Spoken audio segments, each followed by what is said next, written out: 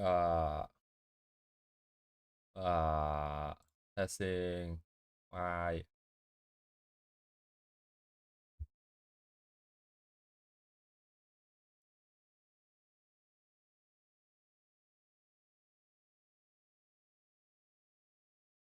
Uh, Anyways. Oh, is this thing working correctly? It looks a little buggy. YouTube Studio is bugging out a little bit. Seems to be very slow. Hello, Igami.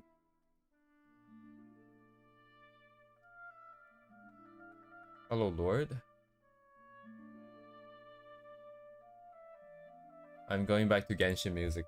We've come full circle. My god, 180 stream, dude. 180th stream. This page is slowing down Firefox. Like thing keeps popping up. I don't know what the YouTube Studio thing is saying, but my computer, my Firefox doesn't like it. But it's the only tab that's open. Wait, why wouldn't there be a stream today? Well, what day is today? Monday. Wait, did I set up the stream thing correctly? I set it up last Friday. Oh, here, gonna speed up your browser. Stop this page. What do you mean stop this page? This is the only page, dude. What the hell? Yes. Yeah, it's this Monday for me.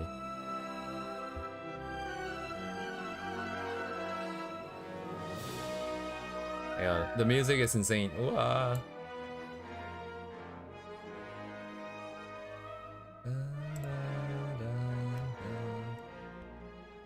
Right back to Genshin. Anyways, I'm supposed to clean this up today, but then I was looking at this. I'm like, what do I do again?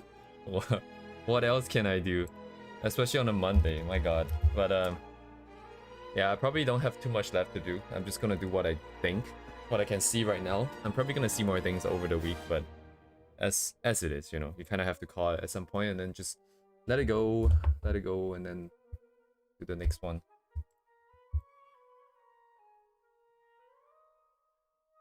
Yes. I really respect that they always have like some traditional instruments from a specific region of the world that fits the region's theme. Very cool. Okay, so I'm mostly just gonna fix the background, I think. There's some value issues, but I can't be bothered anymore. The one reference that's open, if I had seen this last week, I think the colors would have been a little bit better, but I did not. So what we have is what we have. In a stream, and I learned some stuff. Just some outline. Are you talking about art? Did she do an art stream recently? So I feel like I should mention this just because I've been talking about like the Nijisanji guy who's graduating. He did hit 1 million subscribers, and he had like a 1 million subscriber stream yesterday. And oh wow, looks like Dino's paintings. That is very high praise. That is very surprising, a very pleasant surprise. Thank you very much.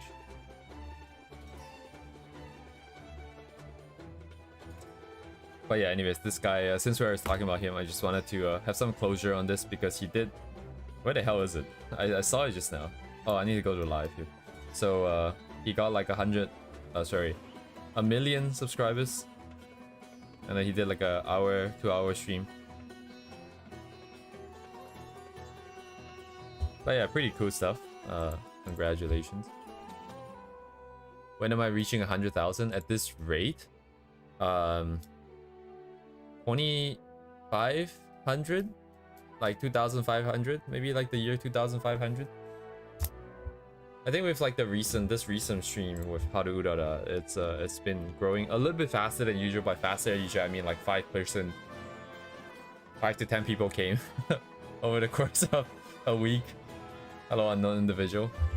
We're not really growing very fast, but we're still steadily growing, like at the rate of like 5 people a week, thereabouts, I think on average. My god, it's really hard to get the volume correct for myself for the orchestra stuff, because they go loud and stuff. It's kind of insane. And pianissimo and fortissimo. Our stream, our review and pointers. Ah, okay. It'd be interesting, I think, to watch, to follow along the stream, perhaps. Man, there's so many things I still want to do. Dang, over the weekends I did jack shit. I did jack shit. All I did was some random ass sketches, and I didn't know what to do with it. I'm like, well, I guess they're gonna sit here as something that's incomplete for the next few months. But I think I should go ahead and finish off like some of the other stuff that I never got to finish though. As I'm getting into painting and stuff, it should be a little bit easier to figure some of these things out. I'm gonna lower the quality requirements and the complexity requirements, and then at least try and wrap them up. And then nearing the end of the year, I also do want to wrap up some of the stuff that we left undone. Primarily the animation one, which has been sitting here. Oh, for how long? She is literally sitting in the picture too. How long has this been? April. My god. So we started back in end of April. She is still here. And the other one is also this one, so. I see. Hey Gummy, get well soon, man. But yeah, all of these things I'm hoping to wrap up at some point. I'll hijack the line art here and then just do some other sort of coloring. And I'm gonna ignore the original reference. I'm gonna ignore all the forms and patterns here. It is pretty cool though to be able to render like this, but maybe not at the moment. And this one here is our animation. I need to clean up lines. So this one is just work. I just need to figure out what to do with the lines. Ooh, the hair is still pretty stiff, but I think it was meant to be done later too.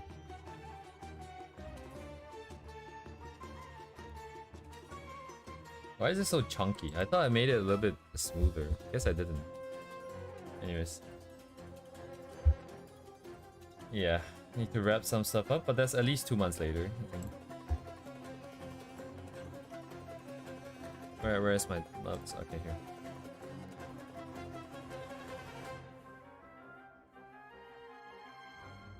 Get rid of these guys. This is the thing. Okay, so I just paint over on top then. This is character? Okay.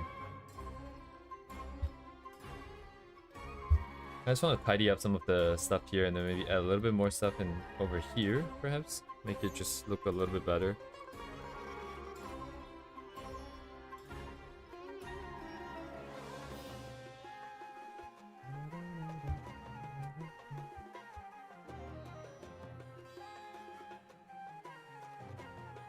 It's barely noticeable. I don't know if there's any point in doing this, but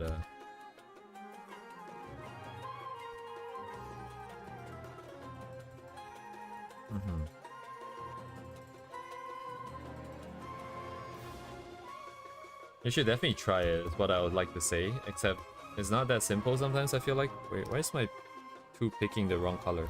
Oh, because there's junk on top. Dang it. Let me get rid of all the color adjustment stuff.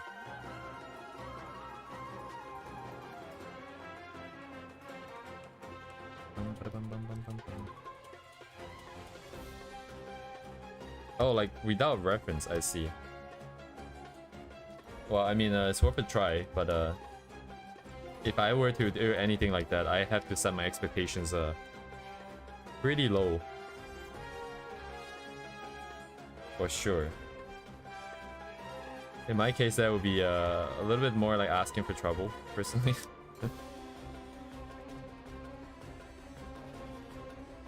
The likelihood of that going well is so low for me.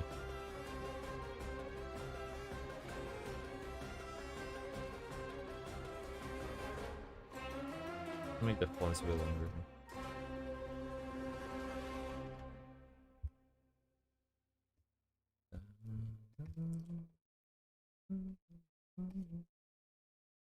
Why do I have so many layers? These you have not seen many layers from me, man. Not in the stream.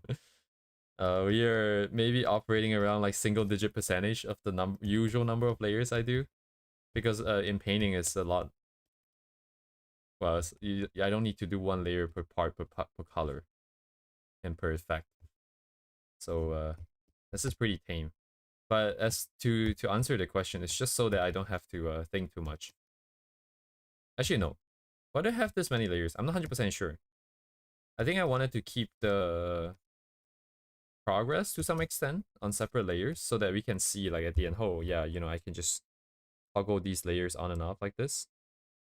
So I started off, okay, yeah, this is not quite accurate, but I got junk here. Get rid of that. Okay. So yeah, as we painted, we went from this to this, you know, to this, to this, to this.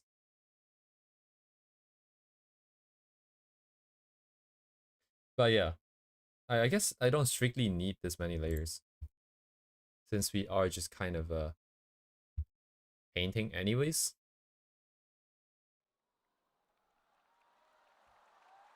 Yeah, let me get some more Genshin music going. I'm just gonna go back to my usual videos, I think. Like the orchestral ones are a little bit hard to control.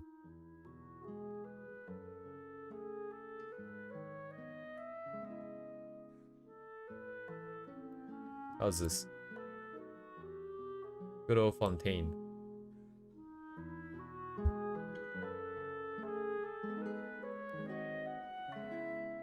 I mean, whatever works. I think layers, I kind of just had this preconceived notion that I'm gonna have a lot of it. I don't fully understand why I have so many. I don't think it was an active, conscious choice to some extent. It was just that I've seen it before, and why not, kind of thing. And then I kind of just autopiloted the whole process.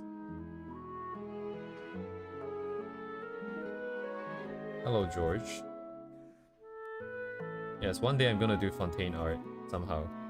I want to do like proper buildings and everything. And then we have our own character just walking through Fontaine.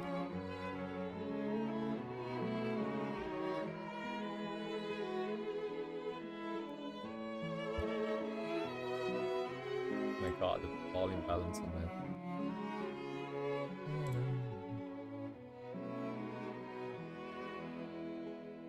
Is this too loud or is it too soft? I can't tell.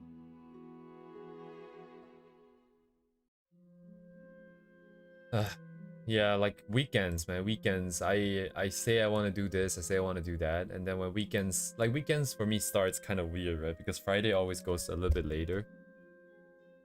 And in your mind, you're like, oh yeah, you know, like today is still like, because Friday night I stream all the way into Saturday morning. But the problem is that the mentality of going into Saturday morning is very weird because you feel like it's still Friday night, even though it's not, because you are already in Saturday. So it's not like just because you didn't sleep, the time is still on Friday, you know. If I do the usual pattern, and then I wake up on, I work all the way into Saturday morning. When I sleep and wake up again, Saturday is already gone. So, and then Saturday night I try to play some games with my friends, at least catch up. And then all of a sudden it's Sunday, and we all know what Sunday feels like. It doesn't feel like a rest day because the next day is work day. and then you just don't feel like working anymore. And it's like, fuck, where did my weekend go, man? It just started though. It just started, but it's gone. What? Bullshit. So yeah, did jack shit. And I laid on my bed on Sunday, and I got like a bit of anxiety attack, which hasn't happened in a while. It isn't like a full-blown kind of anxiety attack. I don't think I've ever had that. Mine is more of just a really hard to breathe kind of situation. Just sit there and thinking about the fact that I didn't really do anything that I wanted to do. I didn't really draw enough. I didn't learn anything new, make any new progress.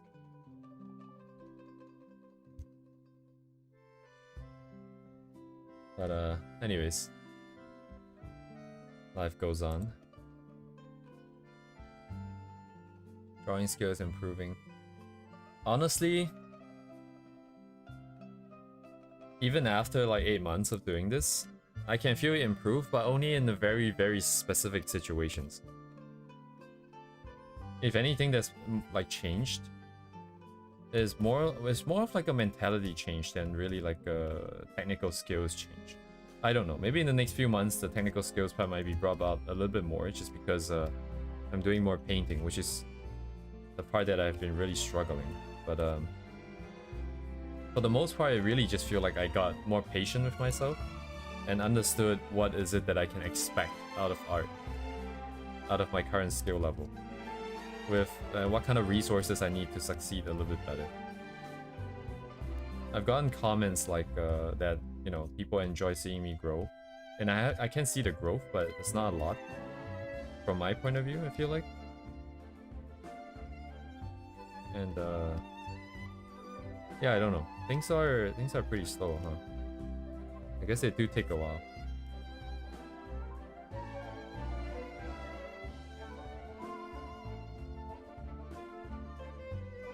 I don't know, man. Not much we can do except just keep going.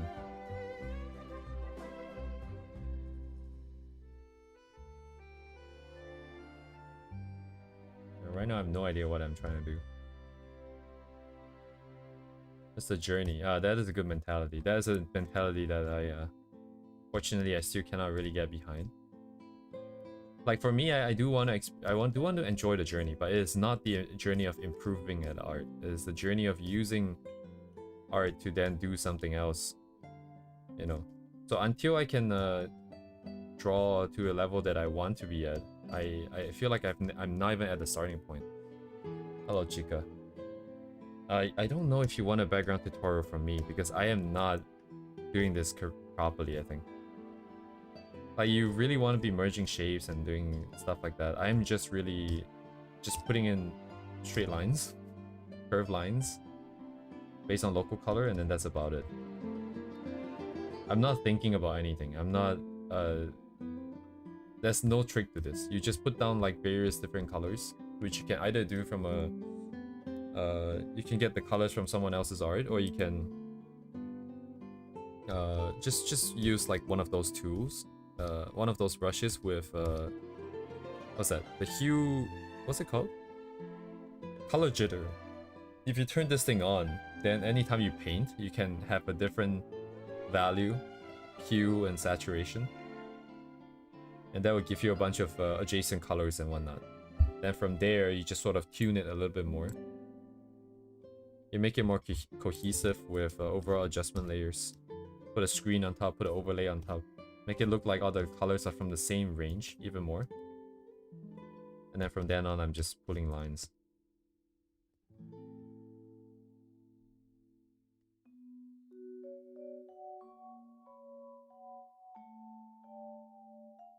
Tutorial of elements of art. Oh, right. Actually, I was thinking about this. So as we near the end of the year, I'm starting to think about what I want to do for... So when this set of streams, because we've been doing streams for the entire year, and I kind of want to summarize some of my thoughts at the end of the year in like a video or something. So primarily there'll be two parts, I think. The part which is just purely about the technical stuff that I've learned, which I don't know if there is any, that I can explain. But yeah, maybe I'll just reserve one video for all the technical stuff that I've tried, and then my thoughts on that. And then another one, which is just more on the stuff that I learned more about myself, I think. The mistakes that I've realized that I've always been making throughout the years. That kind of stuff. And then I'll have probably one more video, which will be made way later after the first two, because I'm expecting questions from the first two. And then, you know, I can make a response video for any questions that people might have. That is, you know, if people care enough to want to ask questions.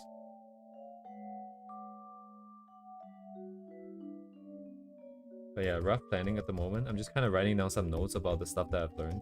Honestly, it would have been best if I had kept a bunch of timestamps. So every time I learned something, I realized something. I remember back in some of the earlier streams, I'm like, oh shit, that's what it is, you know. I should have kept like timestamps. Because now I have nothing to, I have no video content essentially. I may have a bunch of talking points, but I wouldn't have anything to sort of put on screen unless I can go and find it, which may be a, well, it is going to be a pain in the ass. But we will cross that bridge when we come to. What brush did I use? The texture? So, right. I collected a bunch of brushes over the years. And I think some of the textures you see here, like these textures here, this one here, is part of this brush. Which, by the way, if you're in the Discord channel, this brush is in the Discord channel under stream dumps. And the noise just... Oh. It's just like noise. Like it's just like actual noise. It's nothing too fancy. It's not like some weird, I don't know, Voronoi noise render kind of stuff, but... Am I reading Twitch chat? No, I'm not. Sorry, Lord. Oh, shit. Thanks, Lord, though. Happy weeks. This is, layer count doesn't matter anyways, Fontaine City. Yes, I apologize, Happy weeks. I can't really see Twitch chat because I don't have enough screen space. So, thank you for commenting. I'm not sure if you're still here. Man, I feel bad for not catching that. But we've never had a Twitch chatter ever since we started. Almost like 100. I don't know if it's been 100 streams or not. So this is first time, I think, almost. Is that the first time we're getting a new viewer on Twitch? But yeah, thank you again, Lord Silver. But yes, there's this noise, and then there is Ozo. Where is it? This one is a brush by what's their name again? Hang on.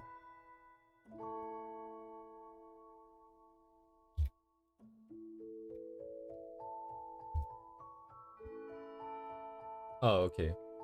I don't know how to pronounce this, but right, they might be not safe for work now that I think about it, but they have a lot of brushes over yonder here. They should still be making one brush pack per month. So yeah, you can see over here, it's kind of insane. So I have bought like quite a bit of...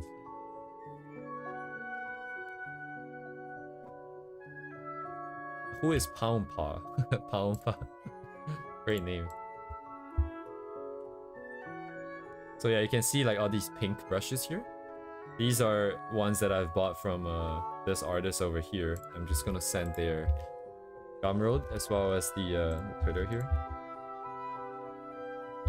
And don't be fooled. There's only like 1, 2, 3, 4, 5, 6, 7 icons, but each one has at least 2 packs. So you can see there's 1 and 2, 1, 2, 1, 2, 1, 2. So 2, 4, 6, 8, 10, 12. Sorry, I can't count. 10, 12, 13, I think. And this one is more of a brush tip, it looks like. Oh, sorry, I'm at the wrong thing. Hang on, what is this? Yeah, this one is just like a bunch of weird textures. I don't know what these are. So that's the 2 main sets of textures. That's can't even make this bigger. Anyways, no textures. Oh, there is textures. Oh, it's a seamless rock. So it's actually like a rock texture. It looks kind of like this.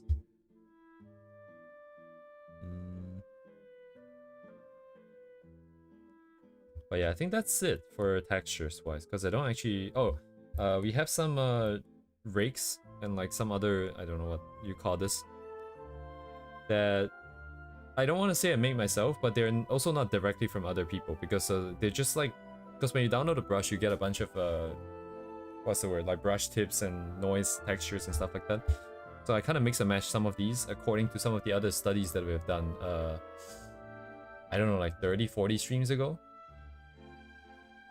I don't know if I have them here. I should have them here. Yeah, no problem. If you know how to make brushes, you can always source the textures yourself. Like if you have an artist that you really like, you can spend some time just making the brushes, I suppose, if you like it.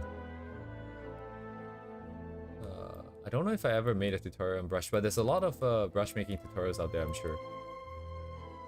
Huh, where's the artist that I did a study on? Oh no, I was on the other... Okay, yeah, it's on the other board. Okay, never mind. I cannot find anything anymore.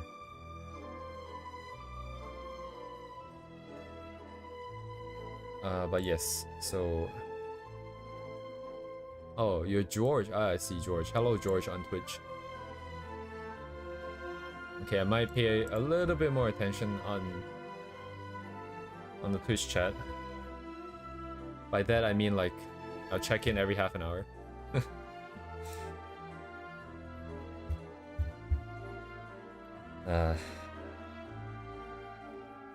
Okay, this is not bad. I mean, it does make it a little bit more interesting when the details get smaller here. And the back here, I just want to scratch up the surface a bit because it's a bit too boring. And maybe like this edge along by the river. just want to scratch it up. Not like that though. Yeah, there's no way around this. I'm just gonna have to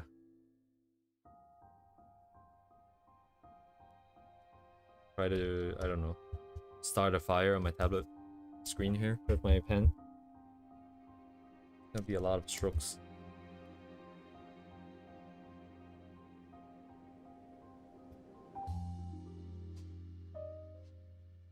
Yeah, I'm not thinking about the lighting. I'm not thinking about anything. I don't know if you're supposed to, like, because at this point I feel like anything kind of just goes.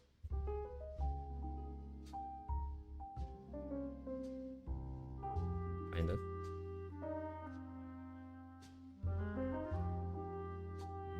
Am I lagging?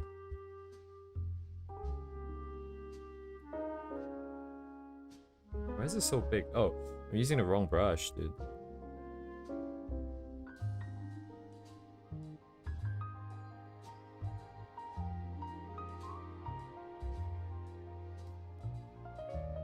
I'll wrap this up today, and then tomorrow I can start on a new piece. I'm more excited for tomorrow's one because it's gonna be more buildings basically. It's the one on the stairs, on the bridge, the overhead bridge. What do you call those things? It's like a video for proportion. The proportion is kind of hard because it depends on the stylization, specifically like what kind of style you want to go for. Depending on the you know, ignoring character age and height and some of the other personal variances.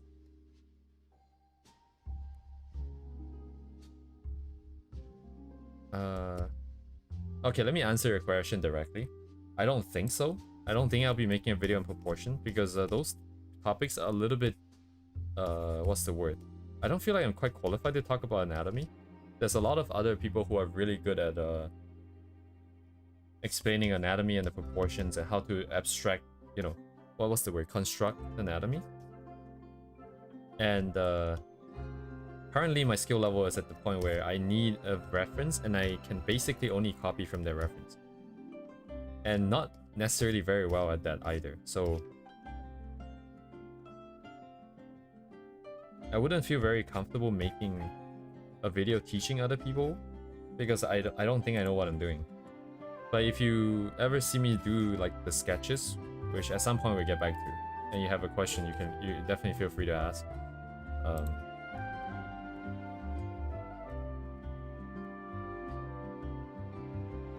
But anatomy is definitely worth learning, I would say. For the longest time, like this is part of the...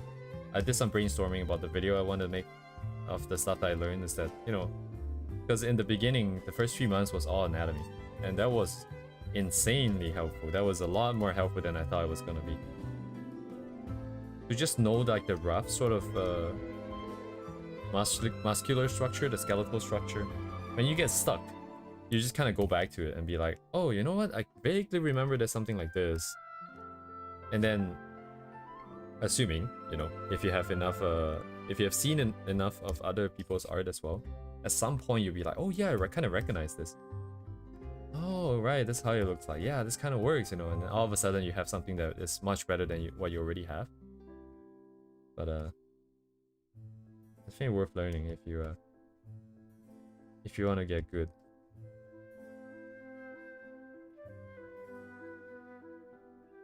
Cannot see anything. I need something darker.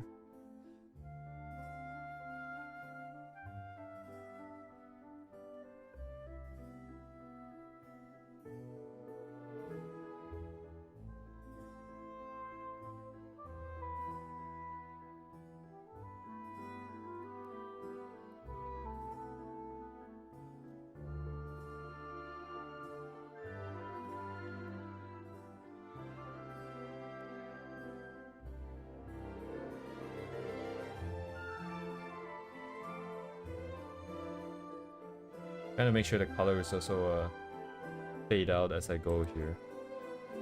Since I'm painting on top of the adjustment layer, I kind of have to do that manually now. Should have painted below, honestly. It's a mistake. Yeah, for sure. Yeah, if you have a style that you really like, just keep drawing the guy's stuff. And then you get it. Alright man, see you later.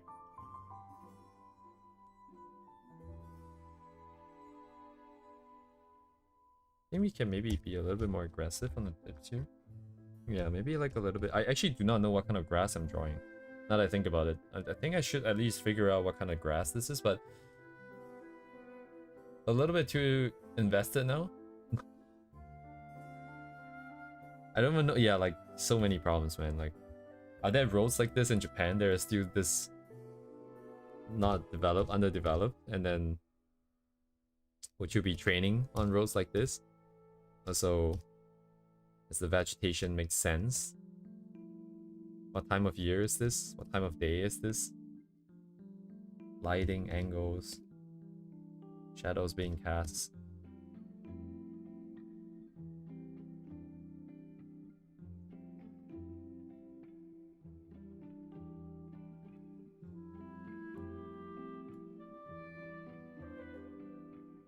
Okay, but if you zoom out, like, it should stand.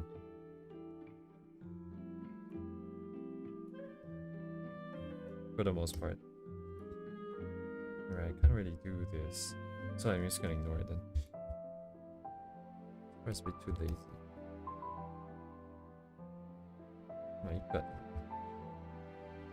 Maina.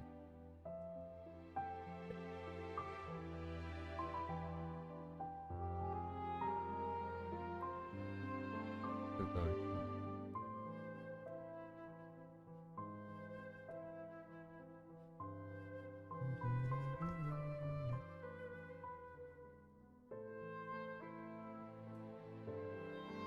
Yeah, no, I think that makes sense, Chica.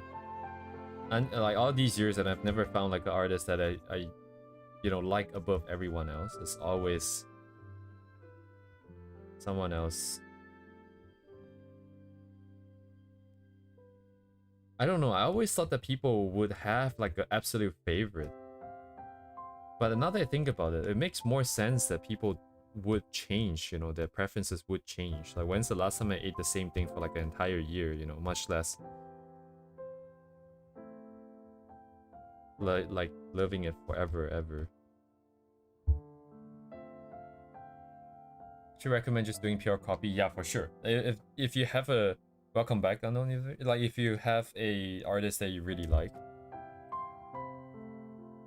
I would say if that's the case for me, I would definitely just be doing studies of their stuff all day, every day, non-stop. And I'll try to like formularize it, you know, in terms of...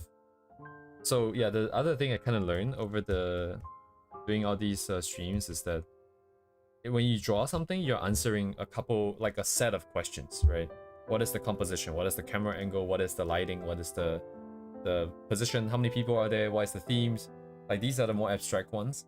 I guess the camera angle isn't that abstract, but these are the more abstract ideas. And then there's also the more concrete ones, which is like the kind of colors that you want to use and that kind of stuff. I don't have this idea very clear at the moment yet.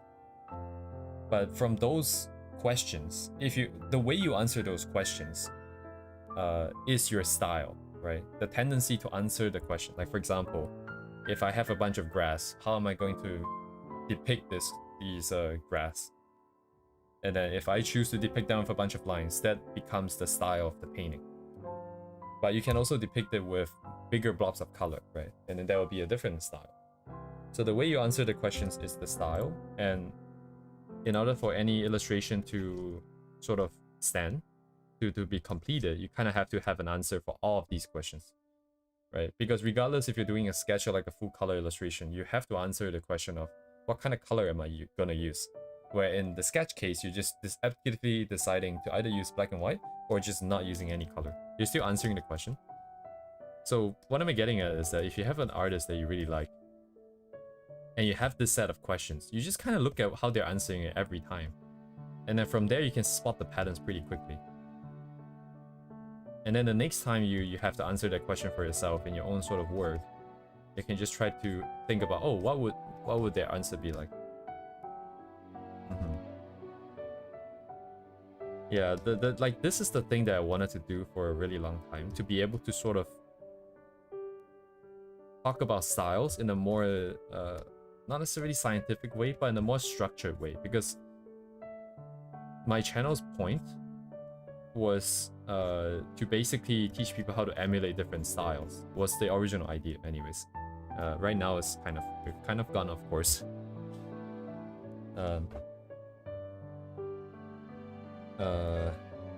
Yeah, but like so yeah, I've been looking for this model of how to think about styles, because once you have the model and you can fit things into this model, then things become a lot easier to understand, right? What is the difference between this artist's style and that artist's style? Oh, they answered this specific question differently. Everything else is answered very similarly, but this one question about maybe how they draw the eyes, or how the lines tend to curve, or the line weight that they're using, and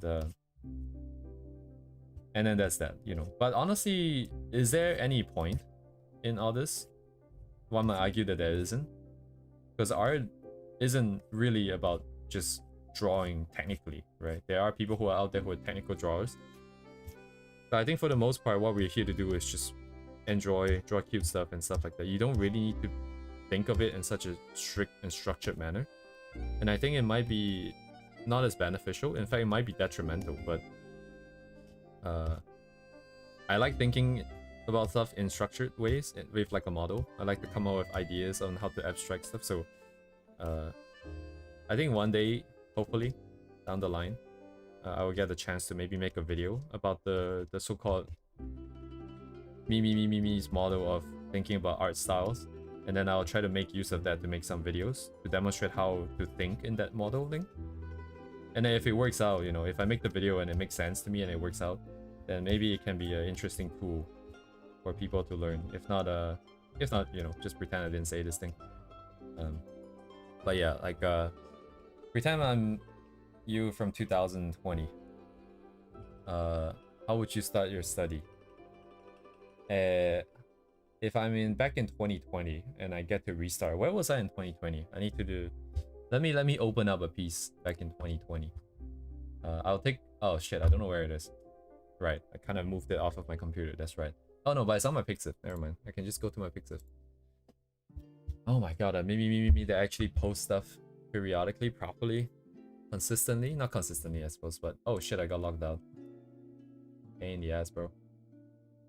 I can't see my own page even if I'm logged out, right? Okay, give me 1 second. I need to get into the headspace of understanding. I need to see what I've drawn back then, because then it would tell me how I was thinking. I know I don't have to go to this extent, but I'm having trouble understanding getting started with the question. So I'm just going to bring myself back real quick.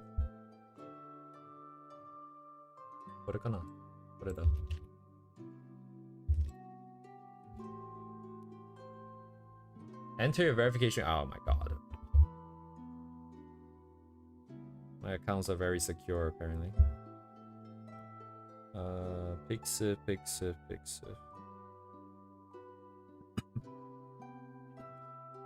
Can't reach my fucking keyboard. No, I'm not typing. Oh my god. Yes, confirm my security settings later. Alright, let's see my dashboard. No wait, that's not my dashboard. How do I use Pixiv again? Right. Ah yes, okay, this is very helpful. So this is the first thing I drew. Let me turn my screen back on here. So this is the first thing I drew after I got really excited looking at VTubers, and I don't think I need to say who I was looking at, but yeah, I mean, looking at this, definitely I'll start from anatomy first.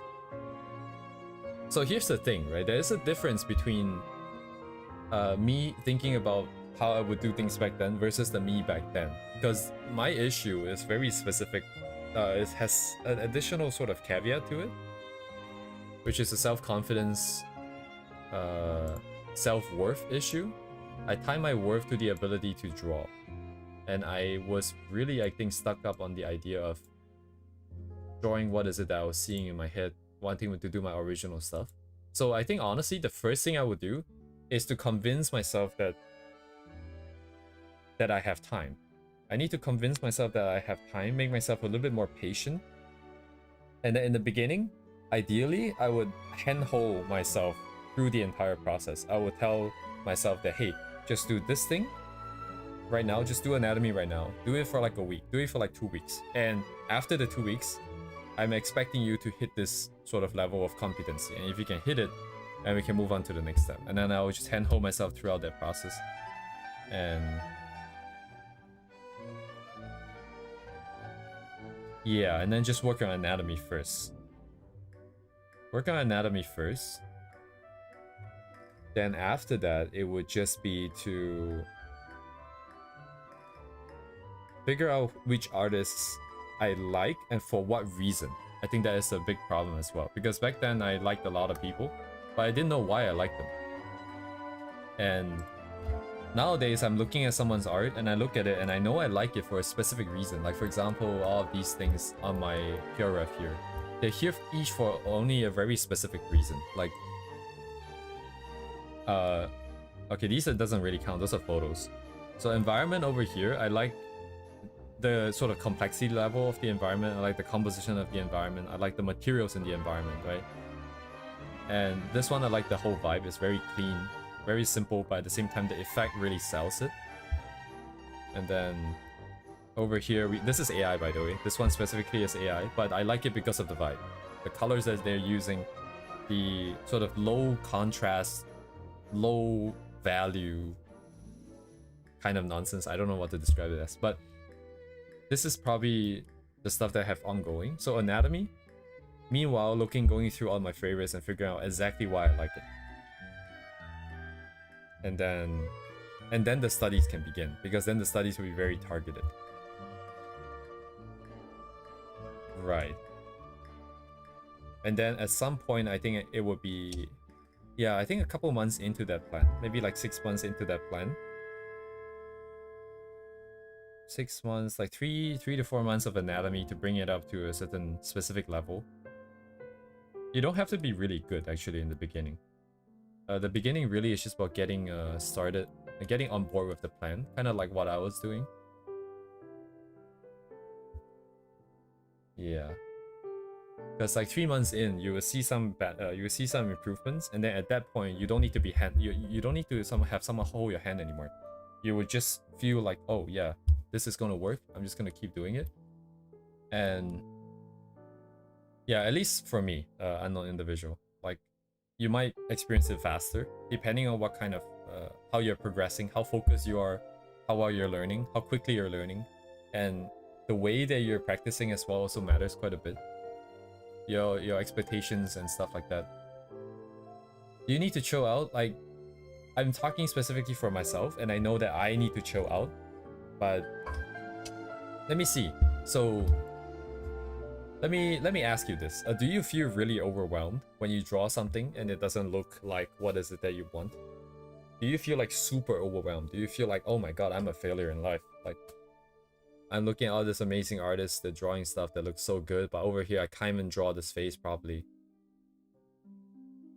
If you feel really stressed out to the point where like, oh man, like every time subsequently after that one practice, okay, so you guys, I mean, okay, this is completely fair. I think it makes a lot of sense. Art is very personal, and you know, when you don't get what your mental image of it, which definitely is at a much higher level when you first started out, because it's so much easier to look at other people's stuff and compare.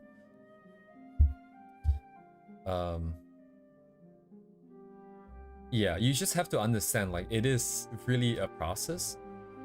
Ah man, I hate it when I say stuff like this, because if I'm in your position, I would not take shit. I would not just hear this guy say, hey, it's a process, just trust me. I would not trust him. I would not trust him. But I also don't know how else I can say this, because in the beginning, it is going to suck. It's going to suck a lot. And the only way that you can make it a little bit easier is to just do 1-for-1 studies. But then in that situation, you still have to lower expectations. You would be drawing a little bit better because you have a reference to copy from. But you need to understand that it's okay that it's not your own art at the moment because you're just copying someone else's. It's okay to just be proud of you being able to copy someone else's stuff by eye. Not tracing, just by eye, right? Your usual typical study stuff. Because in that process, you're training a lot of things. The initial step up is a lot of stuff. You have to get used to being able to draw lines in the way that you are intending for it to. Your hand needs to be able to coordinate with your eyes. Then you need to be able to pick up the really minor stuff, like the difference between one person's stylization and another person's stylization. The exact emotion on the face, the minor sort of curve on the eyebrow might change the entire emotion. You will slowly pick those things up as you're doing the studies. And then at some point it'll get easier. And then from that point, you can try to come up with some ideas of your own. You can come in today, do some studies and be like, hey, what if I change sort of the expression a little bit? What if I change the stylization a little bit? What if I'm looking at this face here and I'm like, oh yeah, why don't I make it a little bit more stronger, like the eyes? Instead of being so sort of airy in this particular reference, maybe make her look a little bit more determined, right?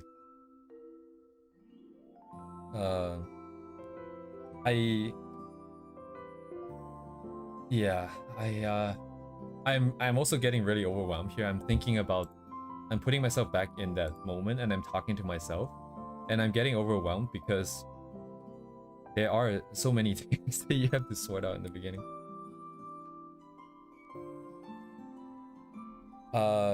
Depends on how much time you have as well, the virus, actually, now that I'm thinking about this, because it really depends on how much time you have. Ideally, anything that is super fundamental, super core, like anatomy, perspective, and stuff like that, you want to be doing that every day. But the problem is that those things are super duper dry. If you look at me doing this, like anatomy, I also just spent 3 months on it, and I kind of really lost my way. If you go back to look at the earlier 3 months, like somewhere near the end of it, I was getting a little bit burnt out because anatomy studies are just really dry. And we're not in here to draw super accurate bodies, you know what I mean? Like, deep down, I know that I don't need to be that good at anatomy. I need to be good, but not that good.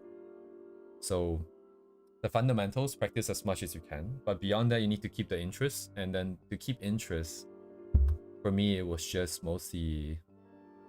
Well, this is what complicates things, because to keep interest, you kind of have to express your own ideas. But there is going to be a period of time where you cannot do that. Like, not cannot as in like not allowed to, but cannot as in technically not able to. Because even if you do what I did in the past, which is just take a bunch of different references, pick and choose the different body parts and the clothing and the colors and rendering and all that, and put it out into one thing, that is still gonna take some time to get used to. But yeah, you definitely need some original stuff. Something that is fun. What is fun? Like, if it's doing some kind of sketching is fun, then that's good for you. If, this is not a joke, but if drawing R18 stuff is fun for you and keeps you practicing, I would say go for it as well. It's really good for anatomy too. I have no comment as to whether if I did that before or not. No comment.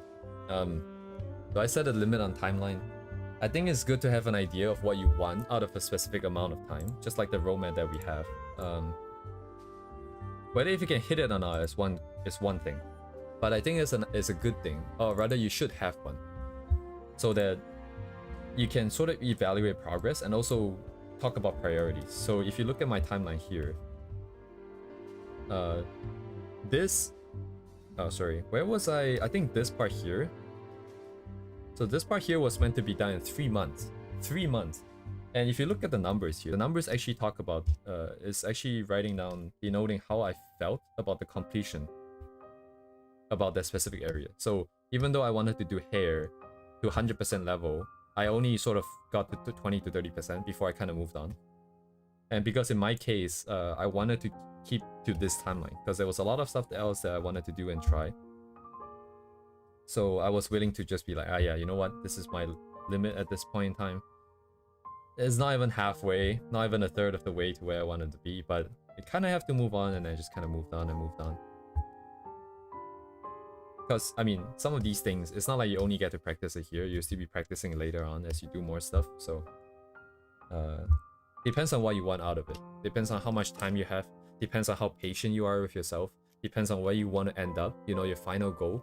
Do you just want to be able to draw fan art, or do you want to be able to draw, like, you know, manga? Because manga requirements for the posing and stuff will be a lot more dynamic, will be a lot trickier. So all of that will come in when you're thinking about your roadmap. So, you know, always start with the goal. Figure out the skills you need to get to the goal. And then figure out what the level of each skill it is that you want. And then come up with a plan in terms of a timeline, in terms of, oh, I'm going to spend this number of weeks on a specific area. What do I want? What's the level that I want to be at after that number of weeks? And again, I'm using the word want here. Every single point so far has been using the word want, because I think that's really important, because you need to be able to satisfy what is it that you want, right? The feeling that you have in your heart. You want to be able to satisfy that feeling. However, you have to also keep in mind that what you want probably isn't going to line up with reality. So as you're going down this path, you want to be doing reviews after every timeline that you have set for yourself, right? Every 2 weeks, you're saying like, hey, in 2 weeks, I want to be able to draw like a turn around of the entire head in like an anime stylization without any references. That is I don't know if that's realistic, you know, maybe it depends on your skill level, depends on how much time you have to practice. But that is a goal that you want to achieve. That's great, right? And then 2 weeks later, you try this task, you try this evaluation, and you figure out, hey, did I meet the target? And then that's the part where you have to be like, what's the word? You have to be strict with yourself. You have to be like, hey, actually, no, you don't actually even have to do it that hard, because you will know, you cannot lie to yourself. When you do that test for yourself, you will know whether if you have hit the target or not. But what comes next is important.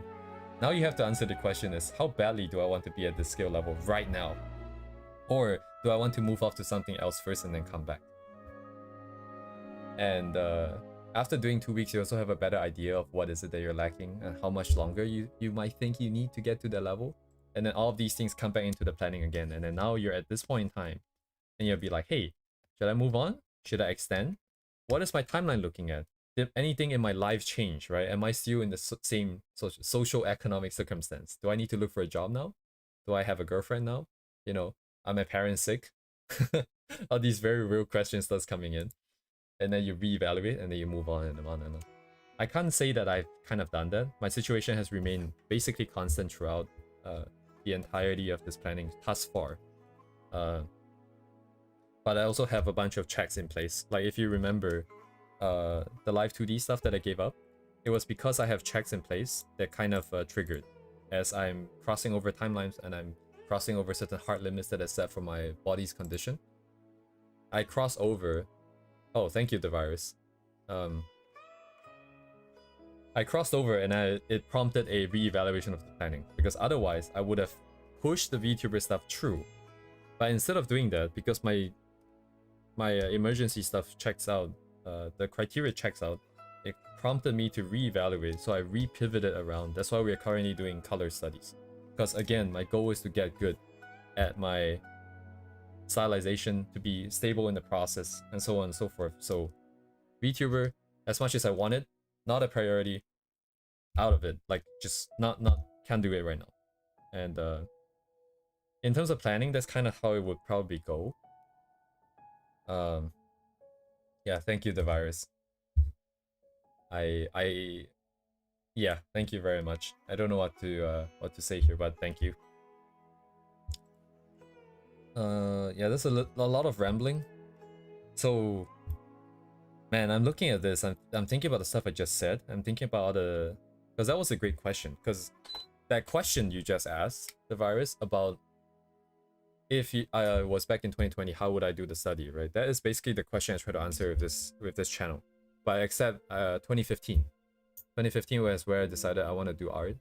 And it took me 5 years to even just get started.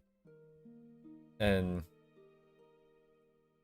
yeah, so when I make the videos, I think about what the me from 10 years ago would want to see in a video. He doesn't want to care about anatomy. He doesn't want to care about learning color theory. He doesn't want to know about you know, oh, what kind of textures or what kind of rendering techniques.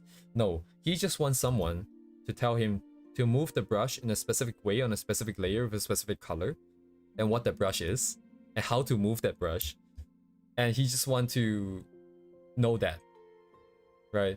Because to some extent, if you know how someone moves their brushes and put color downs on the canvas, what kind of color they use, and what kind of other maybe layering techniques and stuff like that, even if you don't know the fundamentals, you still have a good amount of information to create something of your own.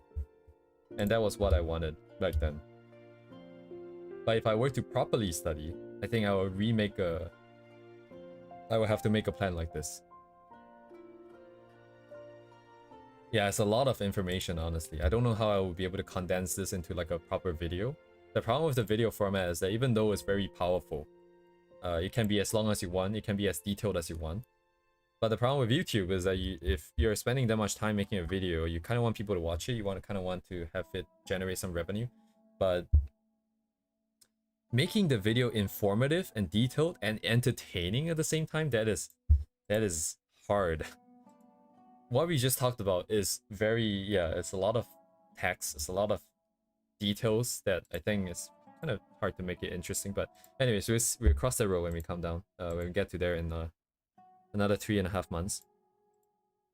Yeah, don't worry about the it's okay, guys, you don't have to thank me. This is the intention of the what's the word, of the channel in the first place. I'm glad I got to do something that is actually beneficial to more people, to you guys, than just grinding art myself here. Oh, eventually, man, something that's a little bit more useful, something that's referenceable.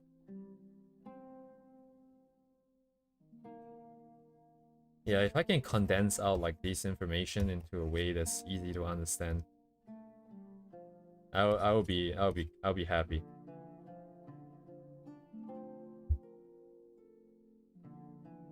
This channel was supposed to be, what videos would I send back to myself from 10 years ago? I definitely sent a video about how to fucking plan, man. That idiot from 10 years ago doesn't know shit about planning. Doesn't care either. So maybe I should start the video of why should I care?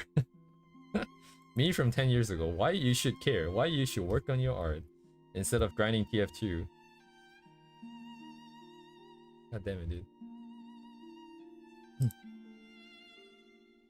Oh man. But yeah, what? So in summary is what? Your goals, your times, your circumstances, and then just start planning about how to... Yeah. Wait, hang on. There is a part of this equation that I need to sort out real quick. Because just by studying, there is still a very big gap. Because being able to replicate something versus being able to do something of your own is... There's a decent gap there. And that's actually the gap that I'm trying to cross right now as well. As I mentioned a few times before, without like a photo reference, I cannot draw anatomy. Without like a color reference, I cannot visualize the colors. And so there's a big part of this sort of process that I haven't yet crossed myself, which is once you have done enough study, at what point are you able to just start doing original stuff without that much difficulty? Because at some point that must happen. But because I'm not there yet, I don't know when. So hopefully eventually when I get there, I can be a little bit... I can make something useful. I don't know. Yeah. I really appreciate what you said, the virus. I don't know if I feel it myself personally. I know the technical part because like I know that I can get technical because it's just kind of how I think. I look at people's art and the first thing that comes to mind is what is the layering structure and how can I do the exact same thing with my own sort of one color, one layer process. I don't know about intuitive. I'm not so sure. I guess this is right now it's intuitive because I'm not really thinking. Is that how that works? But yeah, but anyways, if you guys have any questions, feel free to come on stream to just ask because I'm not active on the Discord. I apologize for that. I hope things are going well on the Discord. I'm always a little bit worried, just a little bit, about bots and about like bad stuff happening. But so far, it seems like our community is very, very stable and very good.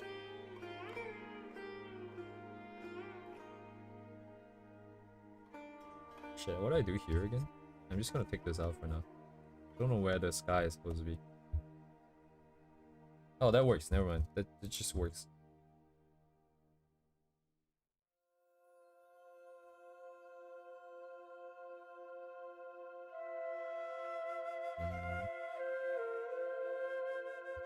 Yeah, apologize for the rant.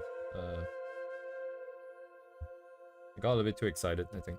I was thinking about the same problem this morning as I was going to work. I was writing down points. It's like, right, if I make a video, what do I talk about? How do I present it? It's a lot harder than I thought it was going to be.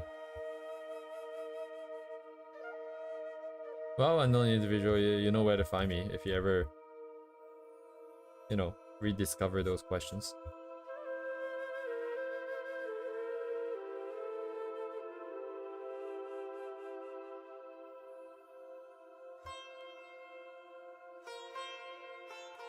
I can guarantee that for at least for the rest of this year, I'm gonna be here every weekday.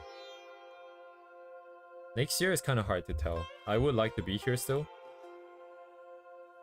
And more likely than not, I probably will.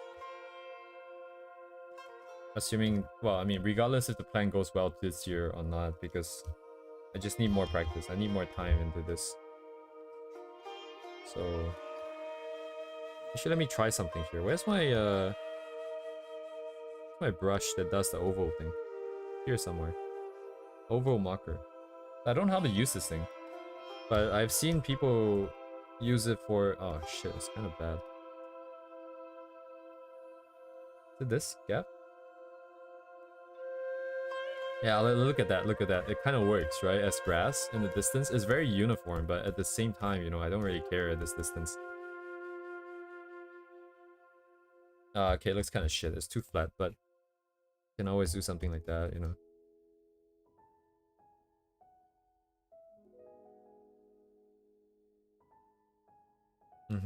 Yeah, if you guys want to hop off and focus on drawing, I would suggest, by the way, that if you guys want to practice, you guys probably should do it without watching the stream, because I think I'm distracting. Like, personally, I think if you're really working and focus, it should just be silence or like music that doesn't distract you. Because I get absolutely nothing done if I'm on stream. Sorry, if I'm watching someone else's stream. So you gotta do what you gotta do for yourself. If it means taking, you know, spending less time with your friends, unfortunately, you just kind of have to.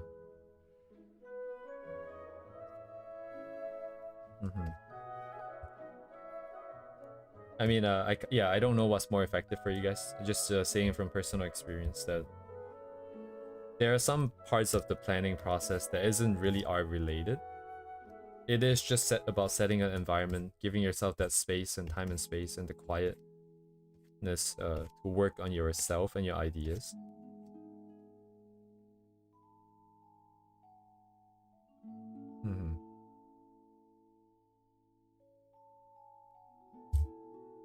Will I try some other progress or software for drawing? Probably not, because again, going back to the goal, I want to be good at drawing. I want to have a stable process and style. Change is not very, especially the software, it isn't gonna help. So I'm never gonna try anything new unless I have to, like stuff like Blender. So but another individual, if you're finding yourself finishing a lot of stuff very quickly, I feel like it might, so depending on the complexity, I feel like you might want to bump up the complexity of what you're drawing then. There's probably like a sweet spot in terms of like the complexity versus getting more things done, right? You don't want to spend all your time on just one piece, like what I'm doing now. Although there's a very specific purpose for this one right here, and we need to make sure we hit that. But in general, You don't want to spend too much time on one piece, but you also don't want to spend too little time on it, because it would just mean that you're doing things that's probably already too easy for you. So you have to evaluate that for yourself, I think.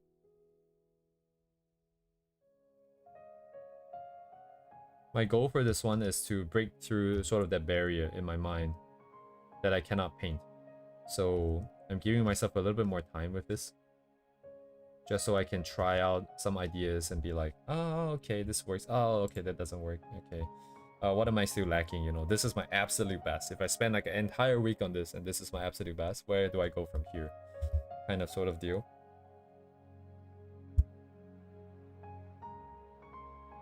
It's about the main things done, I guess. What should I do about this road? It looks kind of stupid.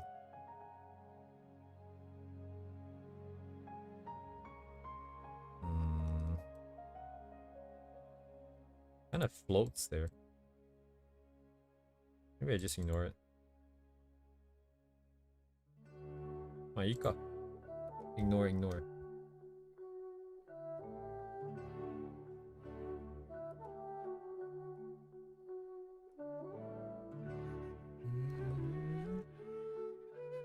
Monday. Oh. It's a bit too dark here. I'm gonna blur it out. Oh yeah, actually this part I should use a ruler. No point doing the work twice if it's just a reflection. Oh, but the line is not straight, is it? Shit. If this is not straight, it's such a pain in the ass. Symmetry ruler should be right here. Ah man, it's not straight. How do I rotate this? Why is it so big? Oh, because my canvas is huge.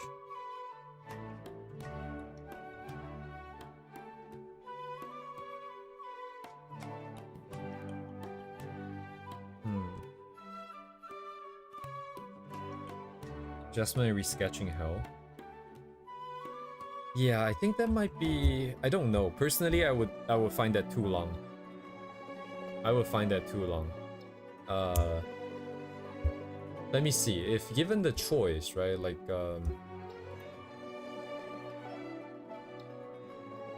like a full-on illustration with my current sort of feeling about myself, my own competencies, I think 10 hours would probably be the limit I would set. I'm expecting most of that to not be the anatomy. Some of it might be used for composition. But I don't start anything unless I can already see the comp. So I want to spend most of that 10 hours probably on rendering. So like 2 or 3 streams. I'm expecting to get like the sketching and compositing done in like the first stream. Start with some quick studies. Which actually, am I counting the studies? I wouldn't be counting the studies into the illustrations 10 hours. Yeah, so maybe like 15 hours on like one piece. Yeah, probably somewhere there. Because actually I have to answer this question for myself now. As we are entering this new era of colored illustration.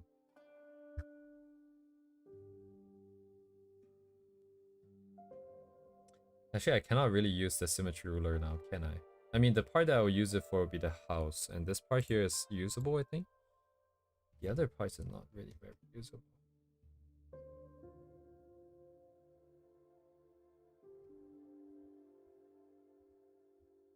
Yeah, unfortunately, the virus, I don't have a good answer for you, because I feel like I'm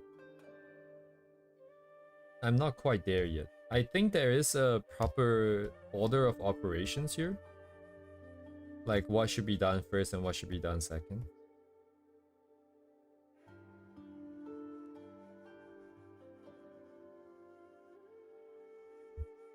Oh, you know what? I cannot use the ruler.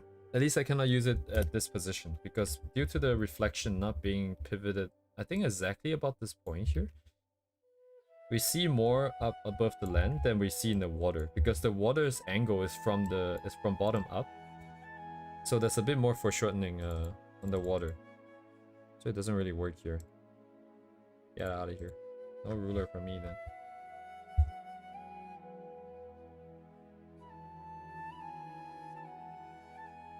Yeah, okay. Then do I care? I don't really care then. I'm just gonna add some random patterns in here.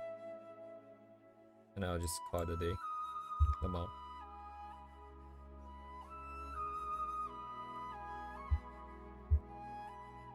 Can't really see.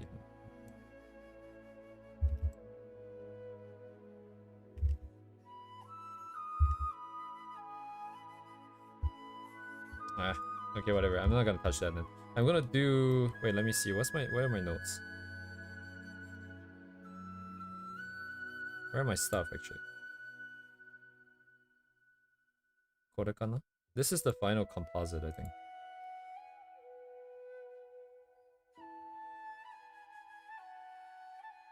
Should I have it or should I not? Her being a little bit darker actually makes it easier to read, but it doesn't have that glow. But then if I do this... Okay, maybe not that. Maybe just this then. And can bump up the stuff a little bit more if we want to, but it makes her really hard to read. Once again, the contrast goes down. What do my notes say?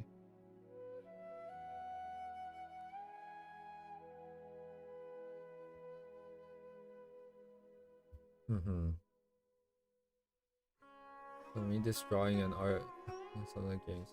Oh, I see. Does it help that much? I'm sure it would help to some extent.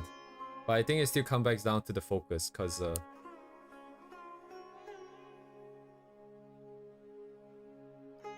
yeah.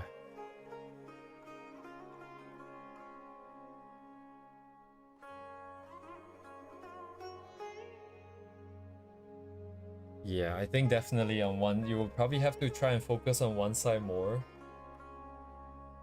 Like game dev and art. Getting really good at both, I think it's gonna be hard. Okay, I need to clear up the dirt a little bit more. Now that I brought the grass a little bit higher quality, I need to bring the dirt up. And there's one more thing I want to do, which is to go back to the artist. I was talking about some brushes I made from the artist that we studied a while ago.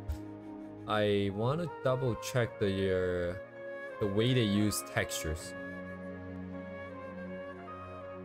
And I want to mimic some stuff. VFX artist is like almost entirely like 3D and render and stuff like that, right? After Effects and stuff. I'm sure they have like some study, like what study? Sort of a painting background to some extent, but if that's the case, I think wouldn't it be better to just be touching like VFX related software all day long instead of sketching like a sketching software? I don't know though. Yeah, at what point would you be... interesting, actually. That's very interesting. Because some of the concepts definitely carry over. But at what point should you just specialize into VFX completely and just forget about painting? Because you've already hit the limit. Or rather, you have already gotten all you need to get out of painting.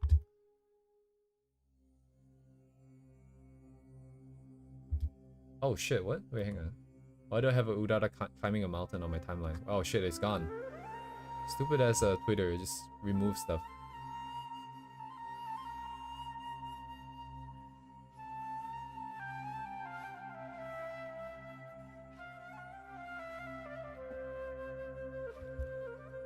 Hang on, I need to find it now.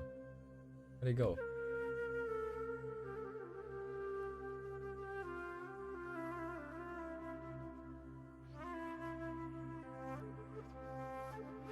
Urara. What about Haru? Haru で出てるかな?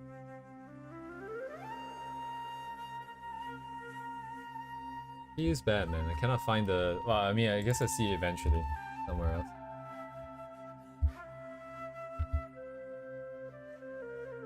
Nine.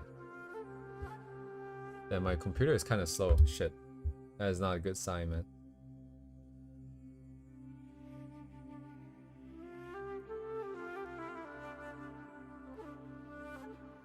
Yeah, 見つからないな。まあいいか。I don't know if this is the artist that I'm thinking of though.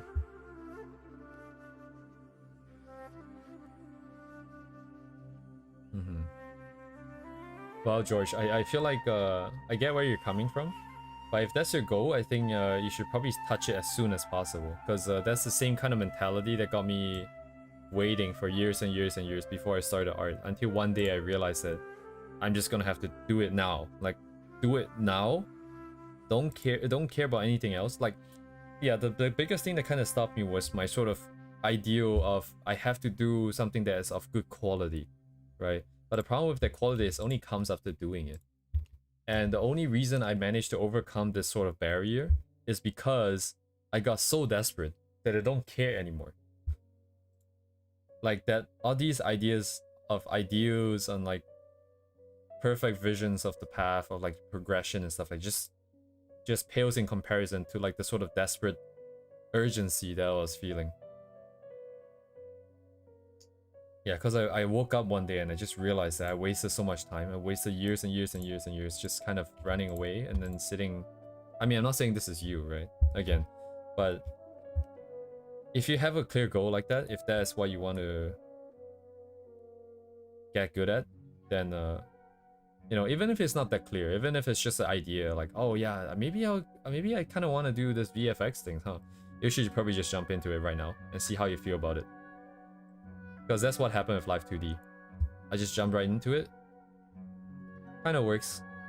Not a priority. Drop it. And then now I can refocus. And then some of the stuff I learned from Live 2D immediately carries over into the art. I got a better understanding of like what kind of front view I like. Like, you know how like when you draw front view characters, sometimes the stylization just doesn't look that right. I kind of got a better idea because I was like, oh man, it was Live 2D hell. Well, I was iterating, and then I also got a better idea of how like certain parts of the eyes and the mouth and all these things move. Oh yeah, let me show you guys this really impressive Live 2D rigging. Really impressive. It was the most expressive. Sorry, where's my bookmark? God damn it. Here. The most impressive Live 2D rigging I've seen to date, like how expressive that face is. And yeah, I was never really that interested. Like, you know how like sometimes you look at VTuber showcases, and then I imagine there are people who see the technical aspects like the movement and stuff, then they get really interested into the VTuber. This is the first time I actually felt like, oh yeah, I kind of want to check out what it's like when they're actually streaming, but I don't think they're quite there yet, because I think the model is still in the work in progress stage. So I'm looking for it right now. Ah, here we go. So I cannot scroll up and down just in case there's not safe for work stuff up and down, but actually, you know what? Let me show you the one below. Let me get rid of this real quick. Because this one here is got the hair and stuff. This is Live 2D, dude. Holy shit, this is insane. Sorry, is what mine? Nothing on screen is mine other than my the painting that you can see in the whatchamacallit, Clip Studio. Now look at this shit. This thing is insane. But then if you do this yourself in Live 2D, you'll struggle through some of the not so relevant stuff like the technical problems and all that and whatnot. But because you have to go through and rig all the motions, you become more aware of, hey, in certain expressions, you're supposed to squeeze the face a little bit more, or you're supposed to shift the mouth in like an arc. You know, you're not supposed to just move it left and right. Of course, the stylization, blah blah blah blah blah. But let me send you guys this.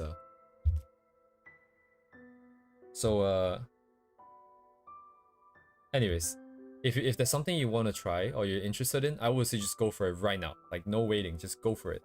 Google tutorial, blah blah blah, and like just try it out immediately. Man, this is insane. Like, I would love to commission them if we eventually need a Live 2D model. God damn, dude. Look at that. Oh my god.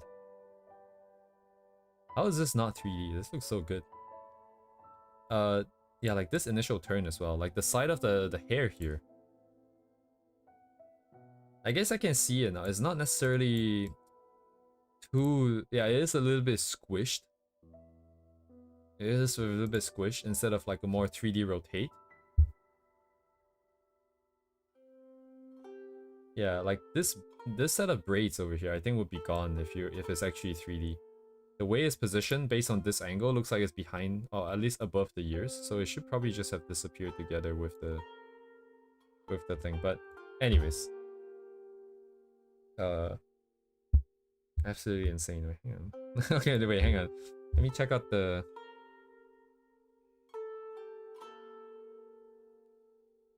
I need to see. I'm just trying to see the hair. This kind of makes sense. They have a little bit of depth here, which is also interesting. Because this part's width changes as it moves. So there's a bit of depth that they've set up over here. Anyways, what was I doing? Right, I was trying to find some of the textures to borrow.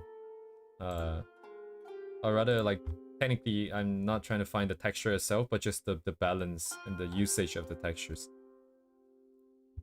Where are the textures being used and how? How much of it? Is this the artist though, actually? No, it was someone else. What was the name?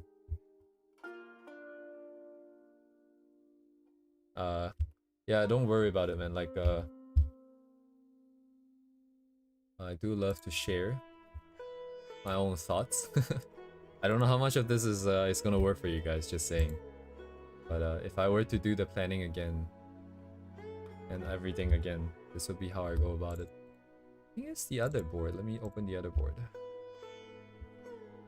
Dang it, where is the artist that I'm looking for?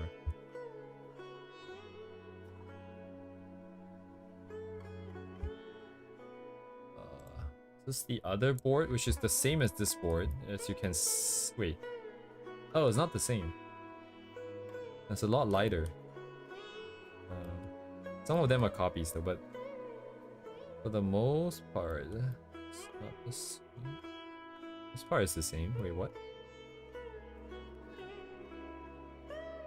Oh, I cannot find my reference, man. This is supposed to make it easier to find, not harder.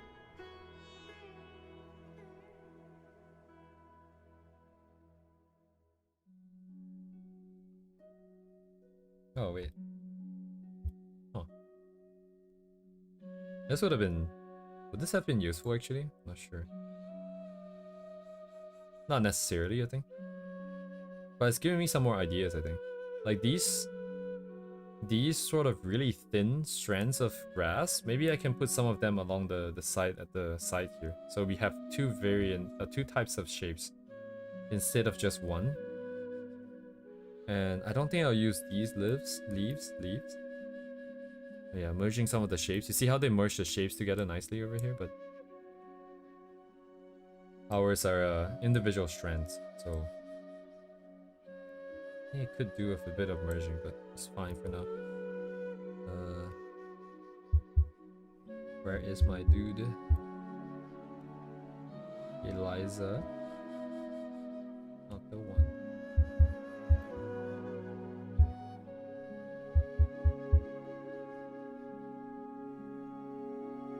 Oh, this is really cool as well, actually.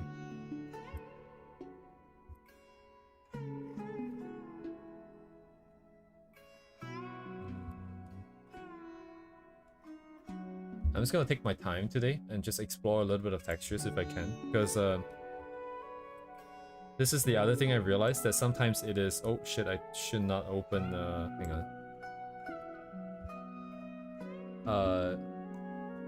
Yes, have a good day, unknown individual. Good afternoon, good day, good night, good day, I think it was.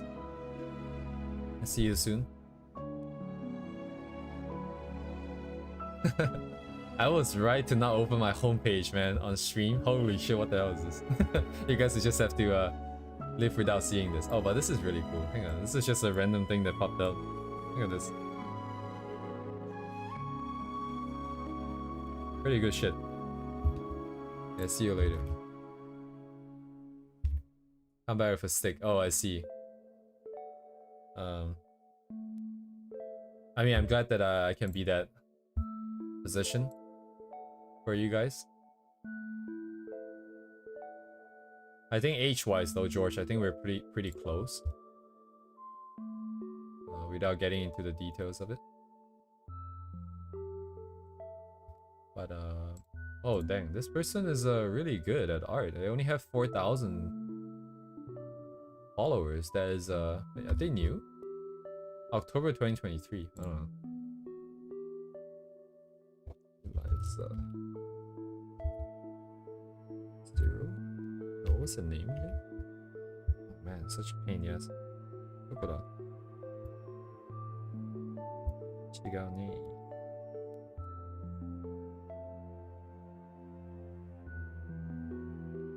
Excuse me, did I hallucinate? Where did my reference go?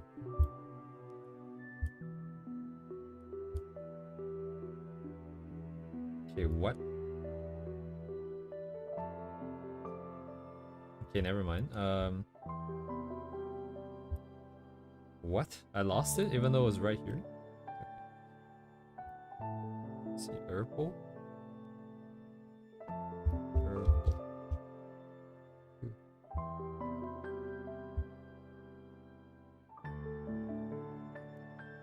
Very pretty colors.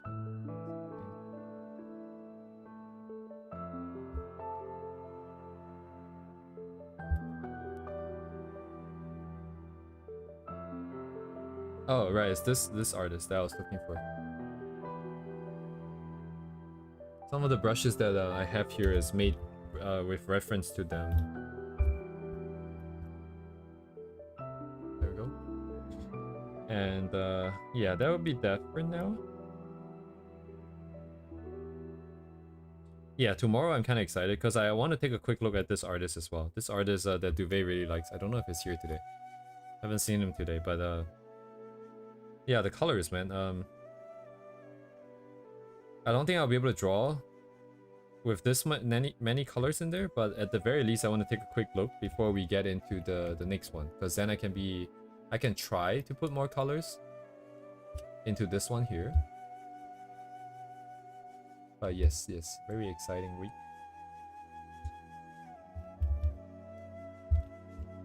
Oh shit, nice lag. Uh-oh, Firefox is gone. Why is it so slow, man? I think Pinterest is very not optimized because I have quite a lot of them open on my Chrome. It's been lagging me out since. Holy shit, it's so slow, my computer. I guess let me purge this then.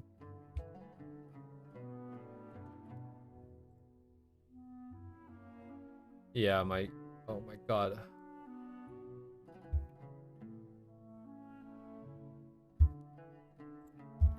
My YouTube studio is frozen. Oh, it's still frozen, never mind. So I can't even see you guys chat if you guys are chatting, which I don't think you guys are, but...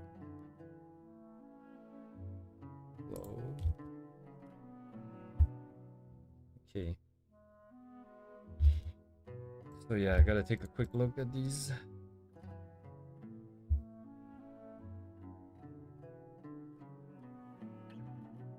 So RGB noise, shit, RGB noise, huh? Doesn't feel very relevant, but I think it's still worth a try. There's some glitch effects, which, you know, you could argue that it's a goodbye tribute. Maybe we can have her glitch out, but I don't want to add any noise like that. Interesting textures on the bottom here.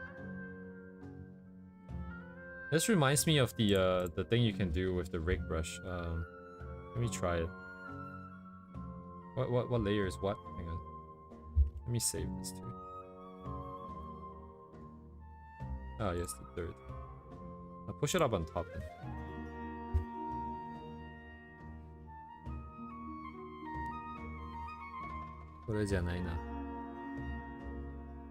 So if you have like a brush that adds a bunch of lines just like this, you can add it and just erase, and then it will give you like a bunch of these sort of, I don't know what you call these. It kind of looks like the ones here. But these are probably done multiple times, multiple directions, with more noise on the tips.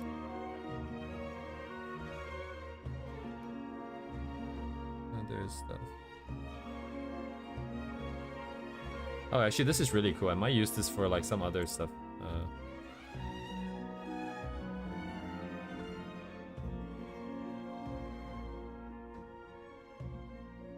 No noise here.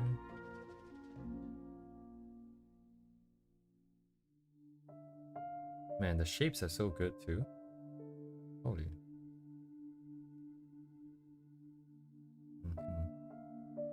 Oh shit, I didn't even see didn't even see him. Oh yeah, some of the rounder shapes. Could borrow it? No, not quite the angle though.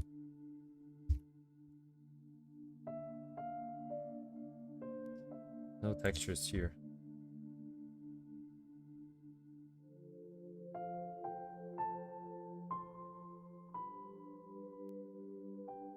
What's that sequence?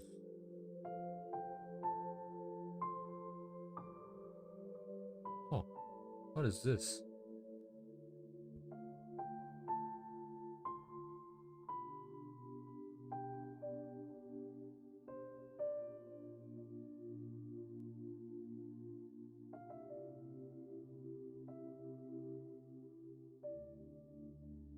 Bit of noise bleeding in here. It is looking a little smooth. Very digital smooth.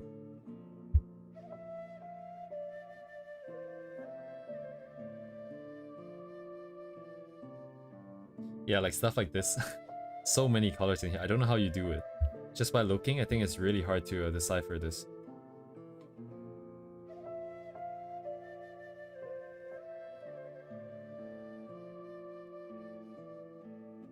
That's not what we're here for though.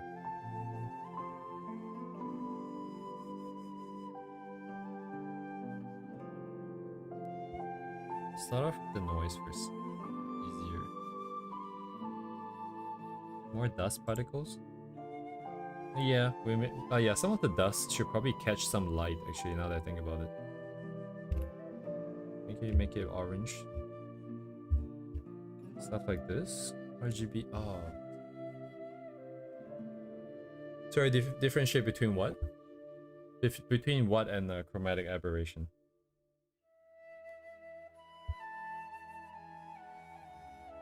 Oh, oops.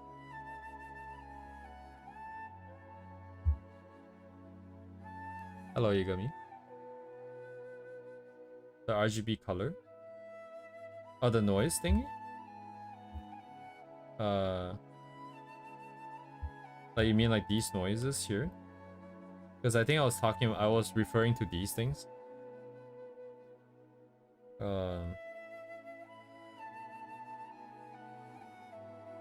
Umazing. Yes, yes. For me, these guys look more like a...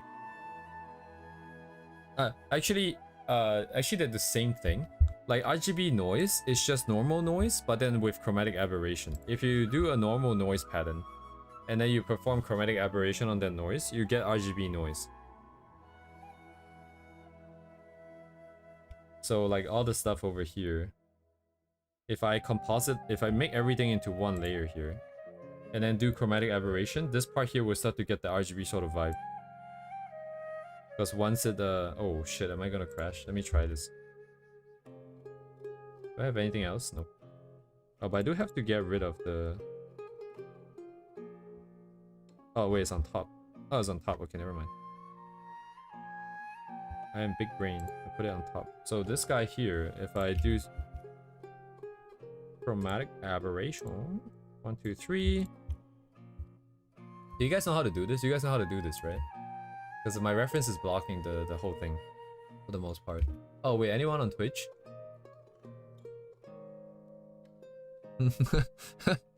Oh my god, Dubey's on Twitch.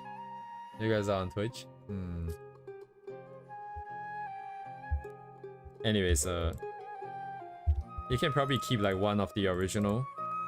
And then I will usually have 3 here. 1 for each of the colors. I get 3 layers, make them all multiply. Make them all clip to each one of these. The top 2 needs to be on lighten. So you have multiply, lighten, multiply, lighten, multiply, normal. And then on each one of these, you just put one of the 3 colors. You don't have to have RGB every time. You can actually offset them to be magenta, magenta, yellow, and as long as they're forming this triangle, I believe it should be fine. Because otherwise, you will end up with illustration that's skewed to one side. Like for example, if this was red, it will be redder than before. But if you leave it on green, it maintains the relationship and keeps them balanced. Sorry, why is it on green? It should be on cyan. And then, yeah, if I just shift these. It's really hard to see, but you see the noise becomes like RGB. Well, in this case, it's not really RGB, but... So it's got the RGB sort of... So it's kind of the same thing. Except in my case, because I don't have an RGB thing ready, it's always kind of a pain in the ass to make it work. So I'm just gonna remove that.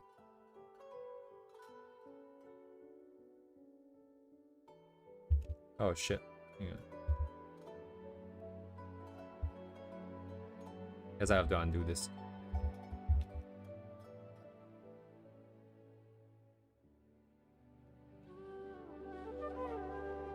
Uh-oh. Very laggy. But yeah, I got back my layers.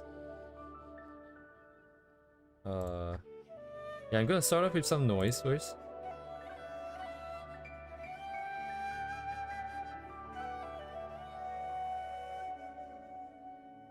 Yeah, this is the... You know how like... Okay, who's the artist? What's the artist name? Beta Anon... Wait. Beat? Shit. I guess I can't exactly open this stuff here. Let me open the off stream real quick. They actually do a lot of the noise on... Like, a lot of custom brushes on top. A lot of the oval brushes, I think, if I remember correctly. Yeah, they have a lot of these oval sort of patterns on top. And basically, I think functionally, they serve kind of just like as like a normal glow. Like if you use an airbrush to sort of just bring those values a little bit closer. Except that it's with this texture brush.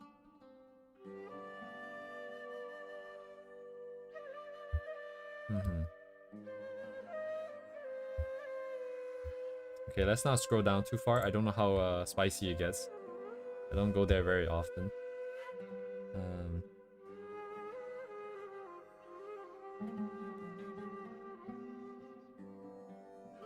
This here will be closer to where I want to be, I think, target-wise. Both the complexity, the colors, the rendering, along with the textures and stuff.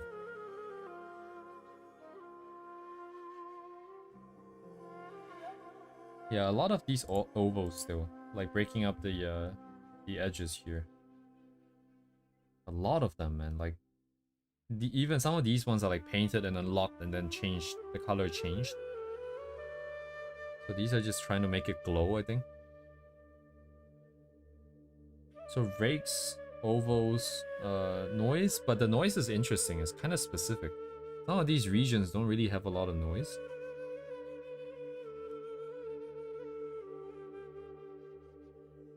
Yeah, secondary.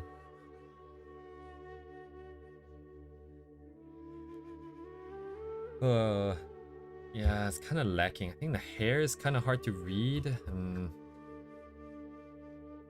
But I'm wary about adding more stuff to the hair, because the moment you add, say, like a highlight on this edge here to separate the front and the back, then you kind of have to account for that everywhere else too. And then if it's on the hair, why is it not on, you know, every other material that's on her? Then it becomes like a slippery slope of like just adding more and more and more and more. It's kind of okay too, but let me put the noise in and see how I feel about it real quick.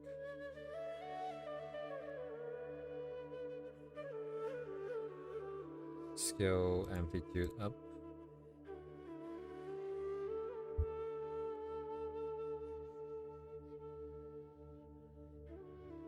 Sorry, which brush? Some of these brushes, right?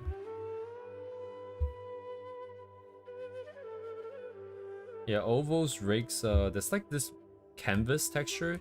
It's not like your normal noise, because it's got that sort of grid to it. Like a grid, as in like a horizontal and vertical line grid. Whereas this is the other grid, the GRIT grid.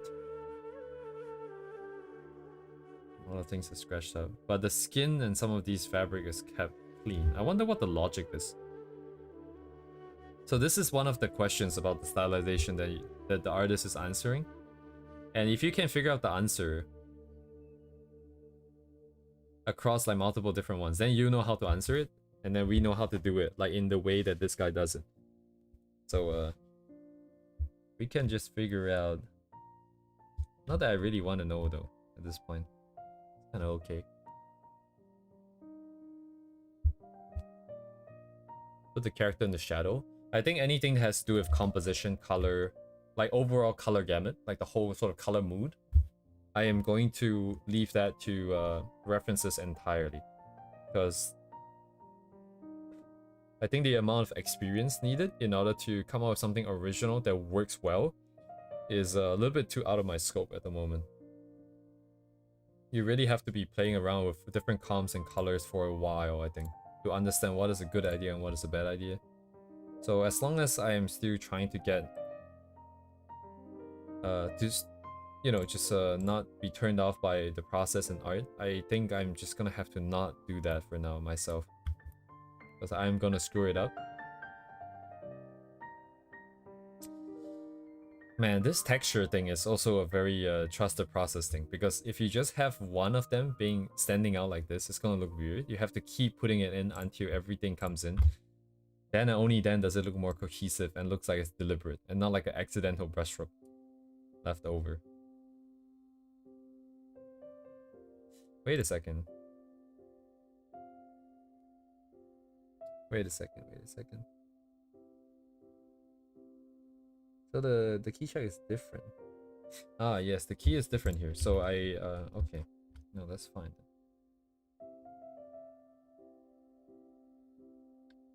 What does that mean though? It doesn't really mean too much. I can still put noise stain if I want, but I don't really want to. It becomes a bit harder to wrap. Oh, I see, okay. So yeah, what I'm thinking of is that this piece here, I really like. And immediately I'm like, why do I like it, right? Because that was what I was talking about before, but like the saturated colors here, the really bright colors, bright dark blue and the really bright cyan.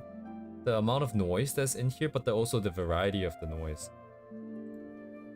But I'm starting to... So the first thing I thought about is, can I put in saturated colors like this to draw attention to like certain things? And it's not that I can't, but I think the vibe that we're going for is quite different. We don't really want to be very harsh with the lighting or the colors that's being used. It's meant to be soft and a little bit quiet. So that's kind of not a thing that I would do here. I wouldn't try it. But then the noise. The noise kind of also have the effect of making things a little bit too harsh, I think. Keeping the noise at where it's supposed to go. Everything else we just do a little bit of a baseline noise. Yeah. Do have the problem where I didn't really draw this in like a very high quality canvas yet again, because the entire canvas is 4K, but we're only using a slice of it, so it's not the best.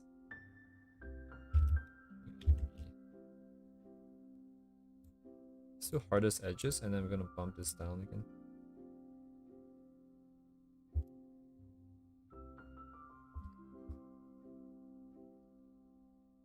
Nanka kawatta?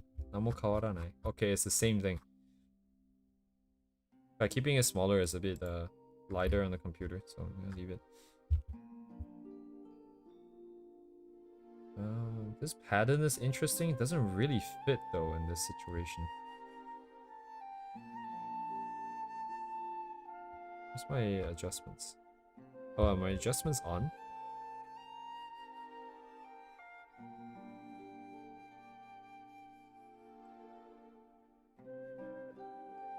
They are on.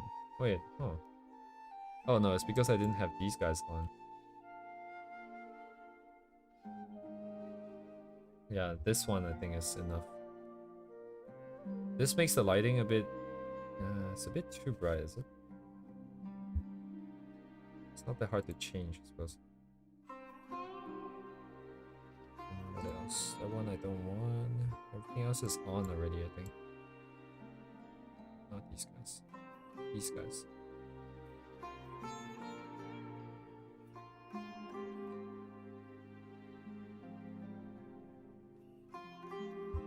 No, I've been doing the same thing, Igami. It's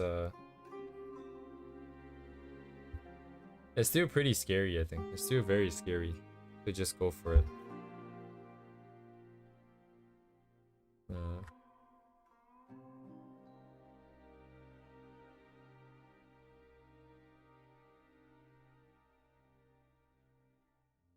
Yeah, but as long as I'm on stream here, I can't exactly just stop. So I think that's probably the main thing that's keeping me going, honestly. Where's the dirt on her shoes, man? Where is it? I can't find it.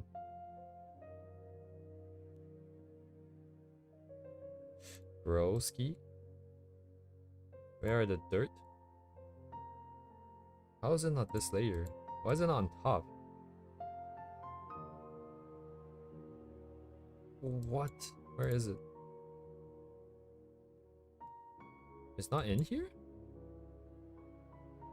Oh, it's the one that's clipped on top. Okay, I'm stupid.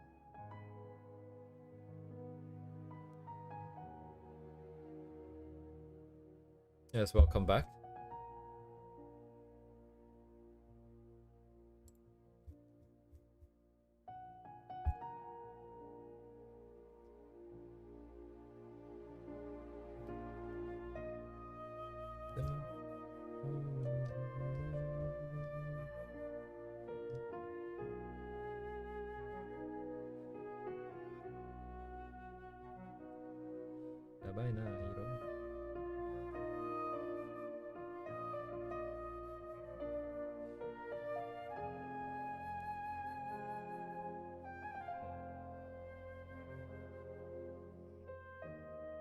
Too bright there.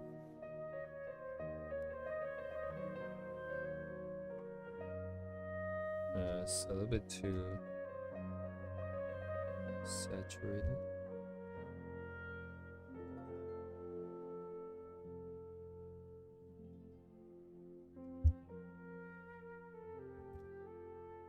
Yeah, there's a select layer tool which brings you to the layer directly, but I always forget that it exists.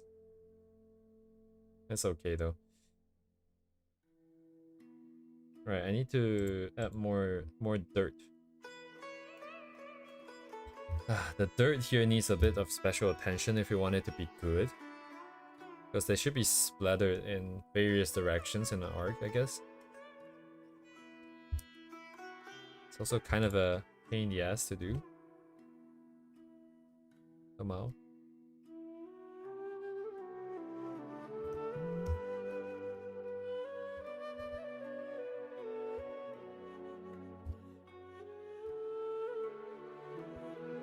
Doesn't look very good. Looks kind of weird.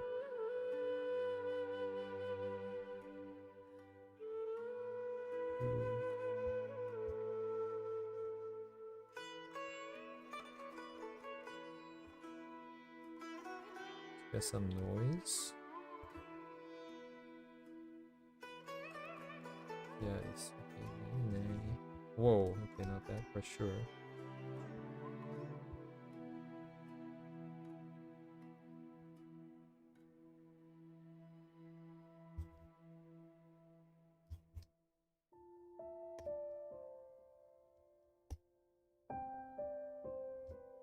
I guess this is it. I mean, this is all I can do. Oh yeah, it wouldn't even be like that because it's supposed to be muddy, so there wouldn't be any dust. Okay.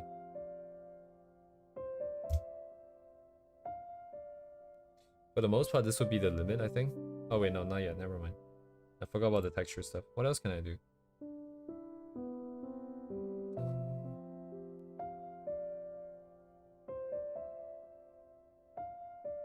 Man, how many more years before I get to this level, man? Holy shit.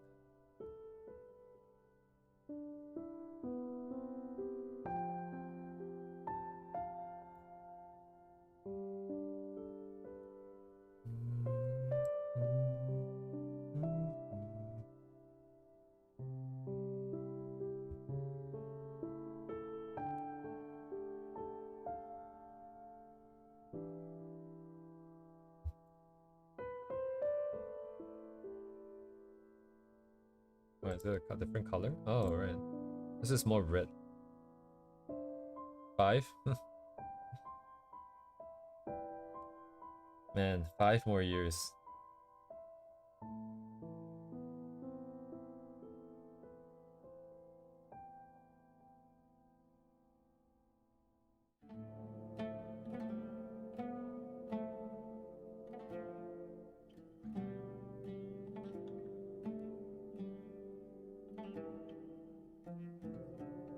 Honestly, I've been talking about like how you should just get started with what you want to do, but I think I'm also kind of doing the same thing now. I'm just delaying the whole original part of the process. I'm not trying to do very original ideas and stuff. But for me, I'm making this choice specifically because I know that once originality comes into play, the amount of weight that is placed on the art will be a little bit too strong, because I'll be very harsh with the quality. And if the process isn't sorted out, if I haven't tried all these painting stuff yet, I don't know what it takes to succeed. I don't know what kind of references or what kind of brushes or what the process would be like. So the chance of failing is way too high. So if I can sort out the process now, I think next year's target would basically be, there wouldn't be any roadmap anymore. It would be one thing. It would just to be come up with an idea and execute it. Come up with an idea and then execute it. We just keep doing it. The only thing we need to maintain is the quality and the amount of time we spend on it. Actually, the time would probably be the main thing, I think. Because getting more pieces out is probably more important. And then that is just a grind. That is the true grind. That is gonna suck in the beginning. It's gonna suck hard. Man, I also don't know what to do with the textures. What else I can do here?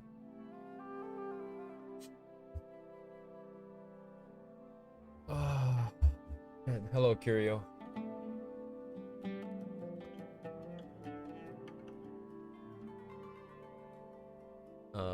You start a rock and you start a boulder and a boulder causes an earthquake. Right. I think I know what you're saying. There is a song, wasn't there? About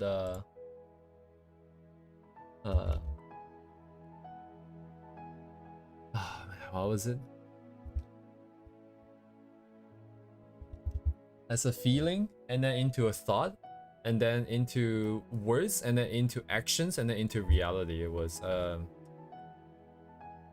there's a saying, but there was also a song that was based off of that. I can't remember.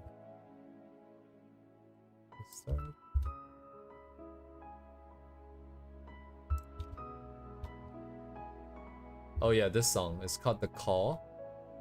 2000, oh my god, 2008. It's called The Call, Regina Spector. And then over here it says, if this thing will load. God, stupid ass computer is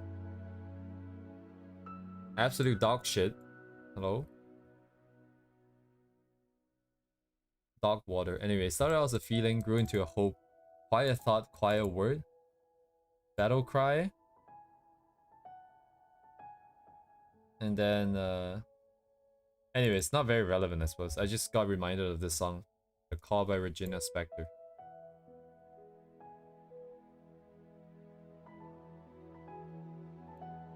Oh shit, really? I only know this one song from her, but I don't know why. I think it was part of, oh, the Chronicles of Narnia. Right. Because yeah, it's a period of my life where I listened to a bunch of songs, but only from movies. And I came across this.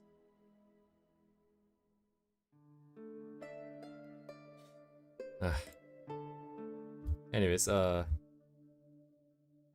what can I do? I don't think it will look very good, but I think I'm obligated to try. So essentially what they're doing is they have replaced a lot of the glow. Instead of using brushes, they use rig brushes. Instead of using airbrush, they use rig brushes and textures. It is definitely a stylization choice. It is quieter the way we have it, but since we are here, I feel like we're supposed to try more.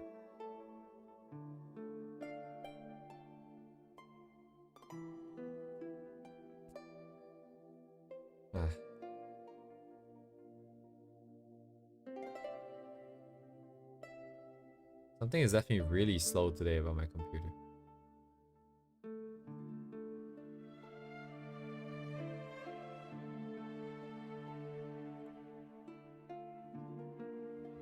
Oh.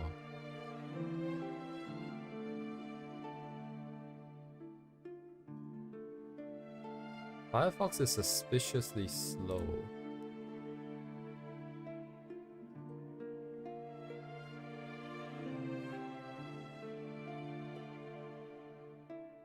I guess I hop off Discord as well. Let me see.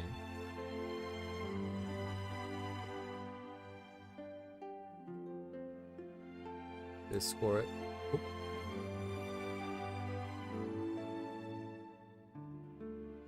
64% memory. Actually, Firefox is using way more memory than my Chrome, like double the amount of memory than my Chrome, which is very impressive. How is that possible? I barely have anything open. Okay, there's a few tabs here, but they're all images though, they're all static.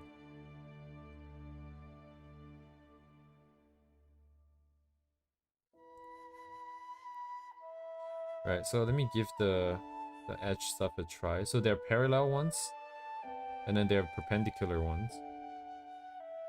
I like the perpendicular ones, so I'm gonna try those. So I think this is a layer that's new, and then I'm going to take some of the brushes that we made before, based off of that artist, if I remember correctly. And then I can just put them in here, like this. Why is it so big? Why is it so big, actually? Is it a thickness? No, it's not.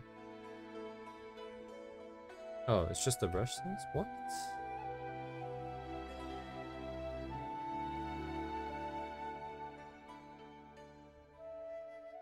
Yeah, I kind of started thinking about... Like, Hemomimi is the... Yeah, definitely do not think about the anatomy.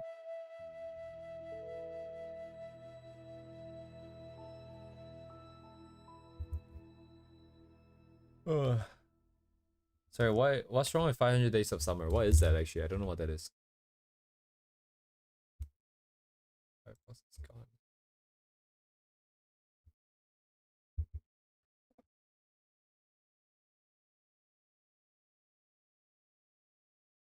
Oh, I know what this is. I think I know what this is. I think I know what this is. It's one of those. It's giving me the vibe of one of those.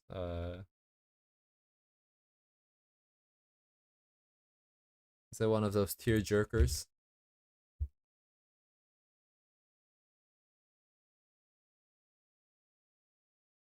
Where do we go next?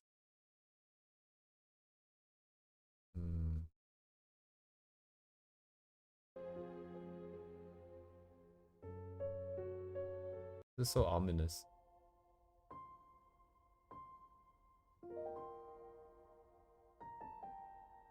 There you go. Not romance movie? I don't know, man. I remember there were like a couple Lord Sarah's favorite. I don't know, it's just got that vibe of like a tearjerker, you know, one of those that's out there to make you cry. That might explain, like in my head, that would explain why Kiria would have sort of PTSD.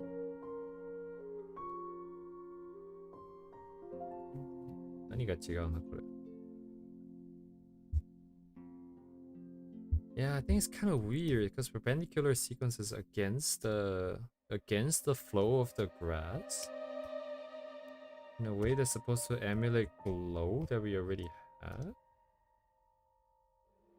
I mean, it's mostly there to sort of break it up, but I don't know if it's looked good.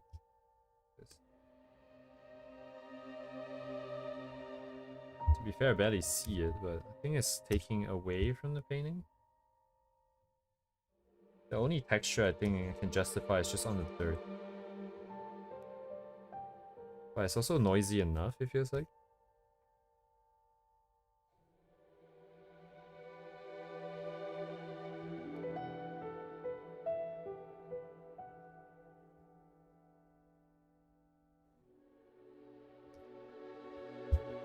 You know what, maybe some other time. You can try it some other time.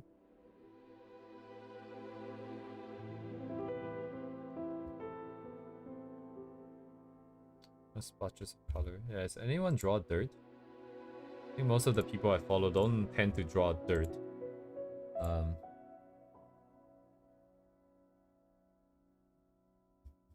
no dirt here.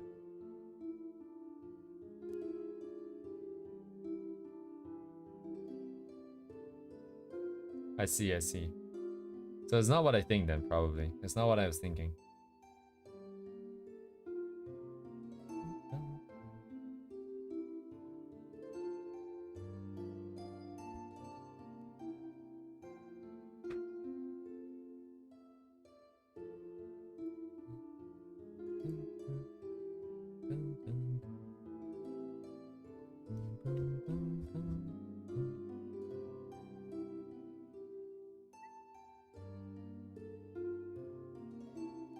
Lighten. Yeah, that's more like it. That part has always been a bit too dark here.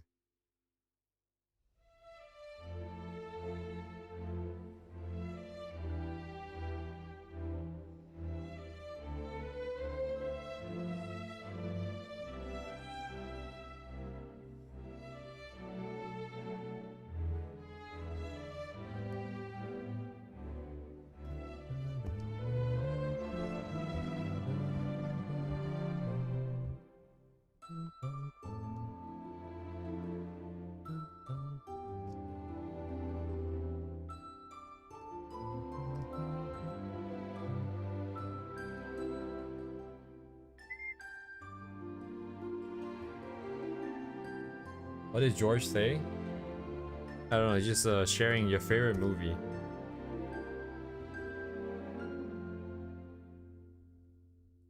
A movie that I don't really know what it's about. I've never seen it. I've never even heard of it, so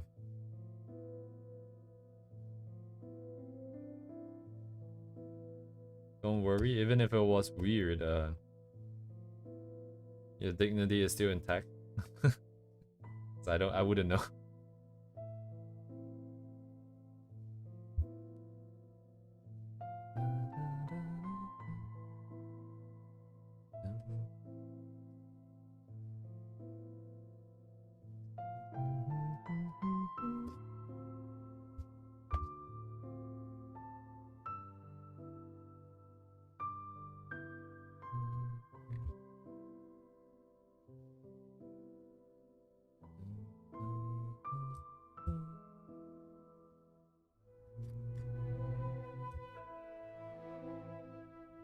Texture, sequence, adjust.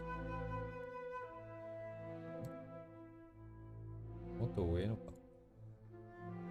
なるほどね。Do.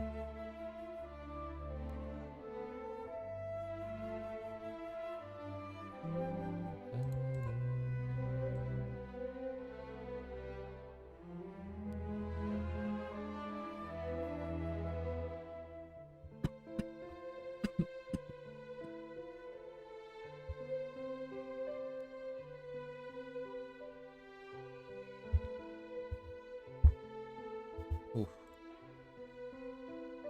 Yeah, sorry, I'm not like a big movie guy. Yeah, when's the last time I watched a movie? I don't know. But there was a period of my life where I would look at all the trailers for sci-fi movies and then I would you know, watch them somewhere.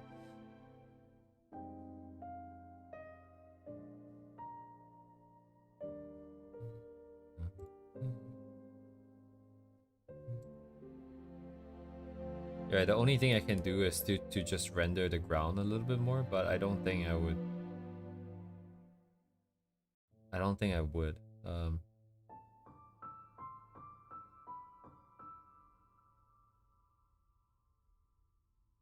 We've got some basic noise in there. Chromatic aberration doesn't really fit into this one. I don't really want any sort of very artificial like sort of feel kind of textures in there, effects in there.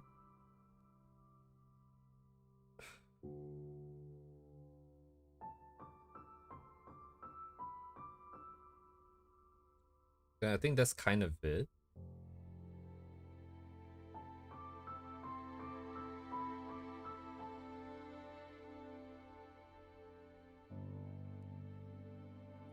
There are some things that I would still...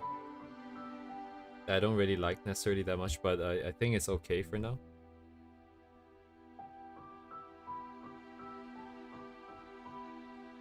Oh yeah, I don't want clouds, yeah.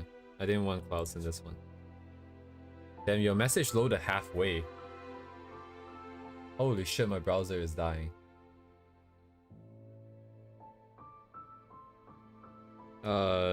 I mean, I can watch a Magic Mike clip if you want me to watch a Magic Mike clip. I don't know what a Magic Mike is.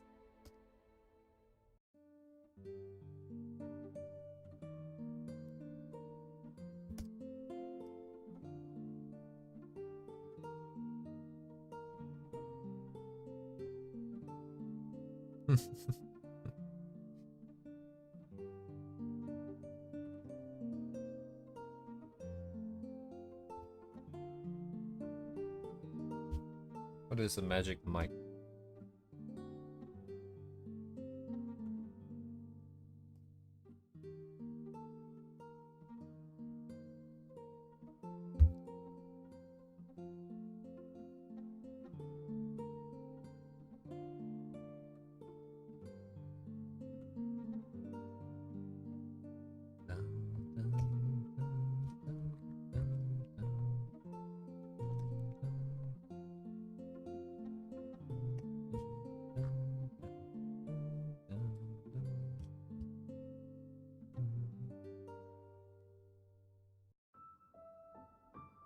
Is not the movie Pitch Perfect or like a mature version of High School Musical?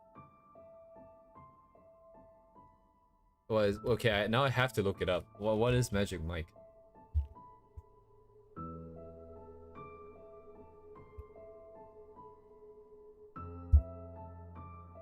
Is it just like a dancing thing?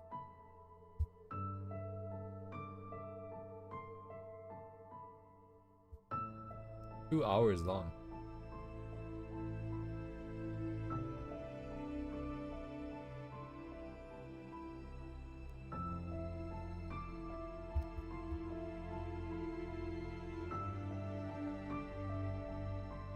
.6 stars.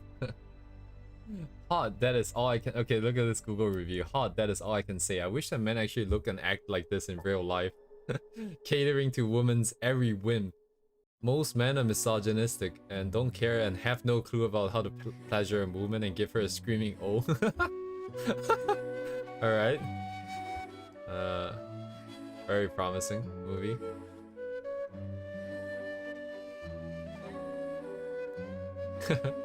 Male strippers are so great that way. I also love the bro talk. Guys are so much more loving and supportive of one another. Holy fuck, this is long, man, this review. What? This has like 500 words in this. Alright.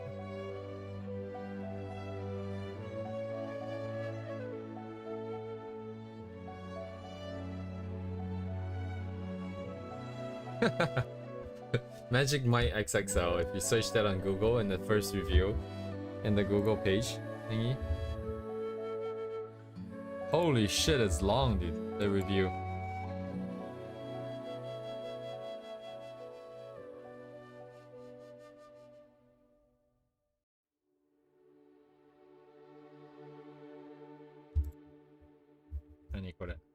Dust.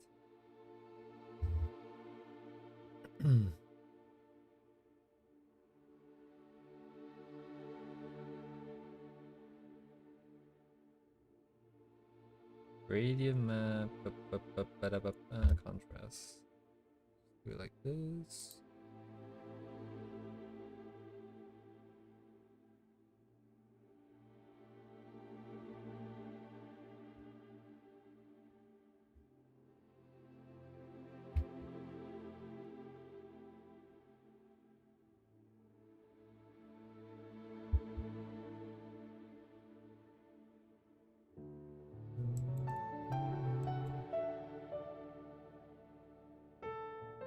And then set.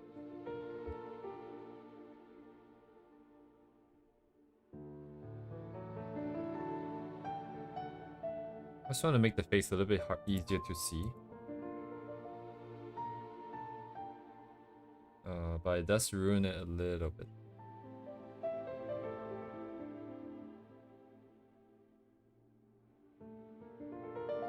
can always do it the opposite way for this too.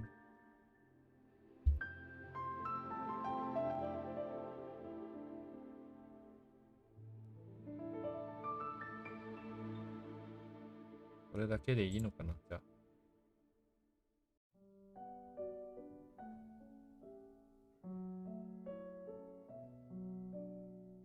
いらないなあれ。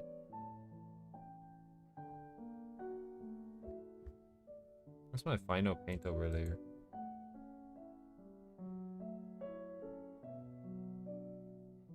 This guy.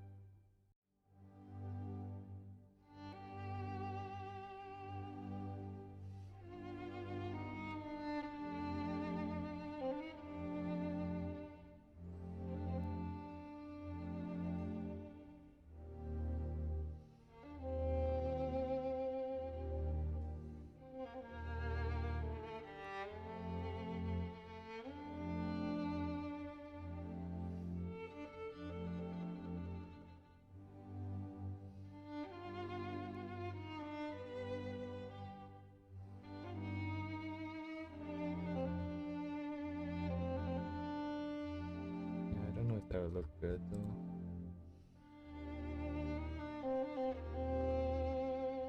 What if it's brighter?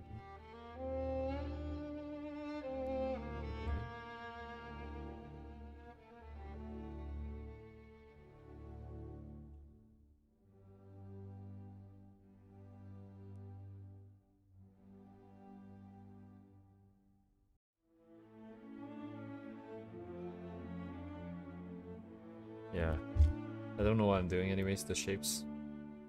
This might be a good place to just stop. This looks very unnatural because it's too perfect of a footprint here. If you're running in mud, the moment you go into it, I think it will leave a pretty deep impression. That means the front here should be bumped up. It's just sinking into the mud. So like this, you're stepping in, you'll be pushing the mud to the front, sinking in like that. So it'd be like that. With like the bump in the front and back. The middle part of the shoe.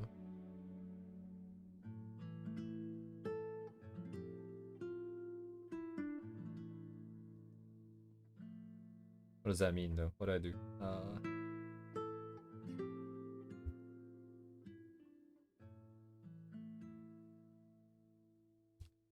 And the lighting, say from the sky to the viewer's eyes.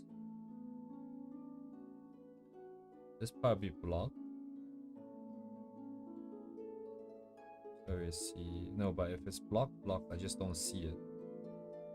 So it is still just white. Switch to.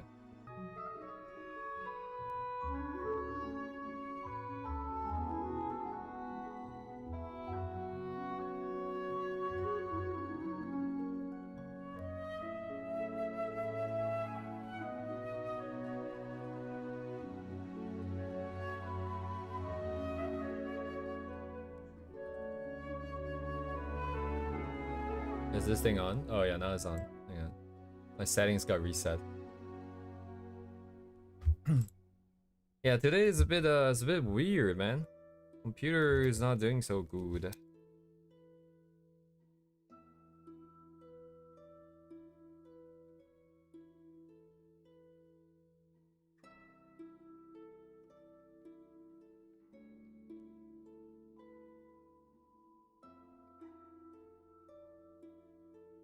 Are we back? Hello? Moshi Moshi? Moshi Moshi?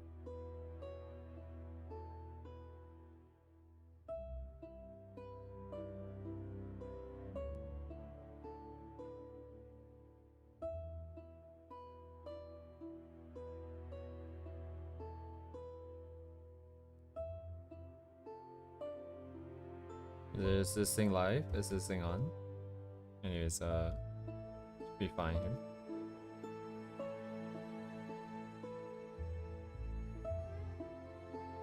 Hey, konnichiwa, what's up, bro? Konnichiwa, what's up to you guys too, man?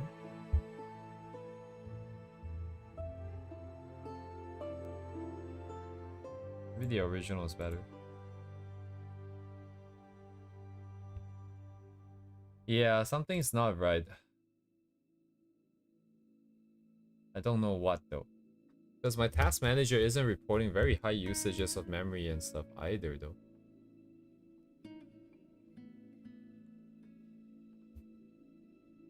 It's not necessarily that high. I mean, it's not low. It's like 63% at the moment. But it's nothing unusual from what we always do.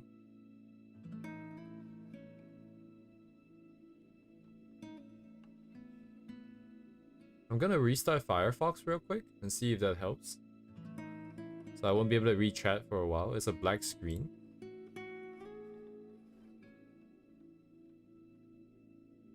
I'll be right back real quick. Let me delete Firefox real quick.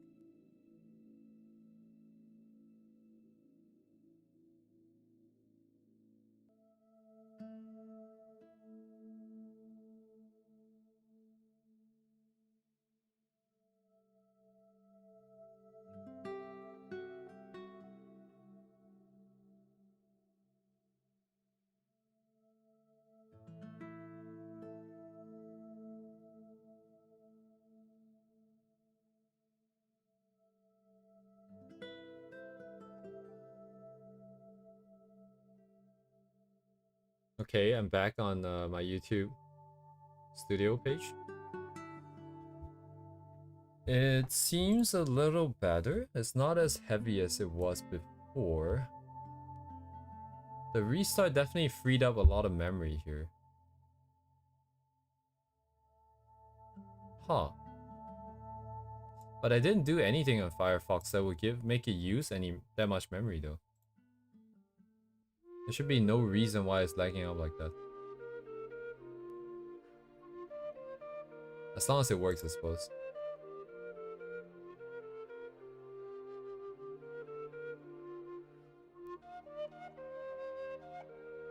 Is it better now?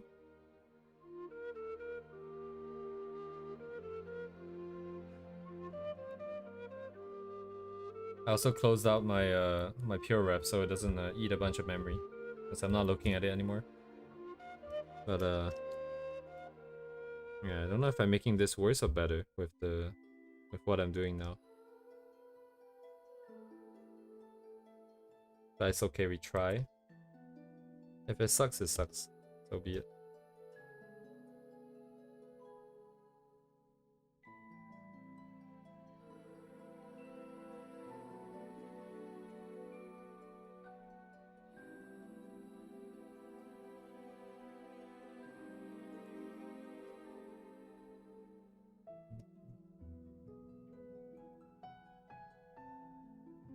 Right, yeah.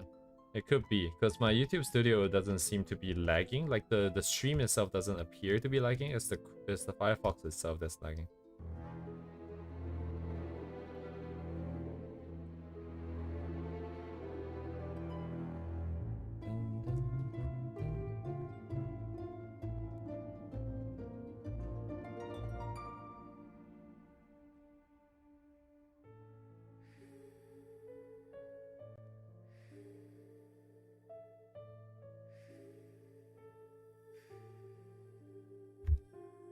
Whoops, did I delete my dirt by any chance?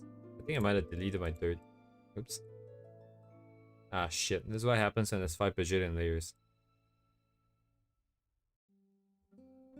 I just had to put it back in though.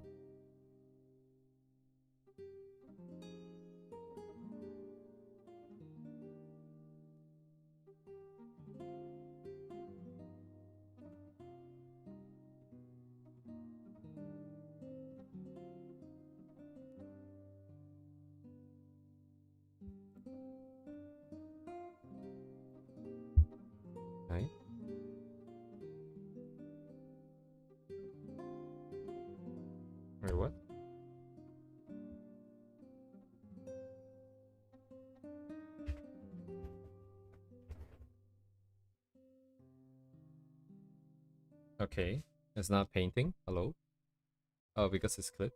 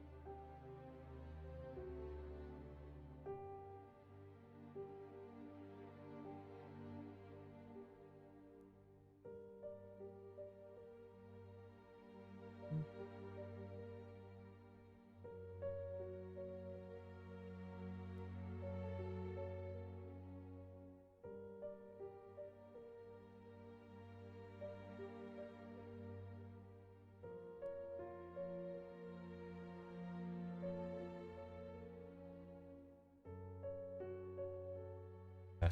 Honestly, this is the limit, probably. I'll be right back.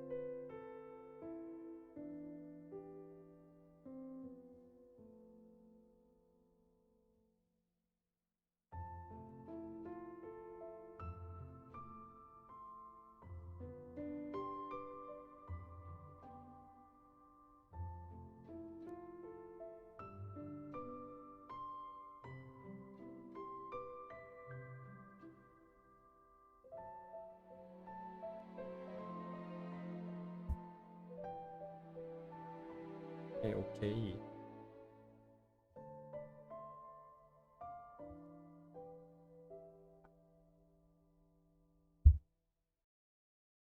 I mean, that's it then. That is that.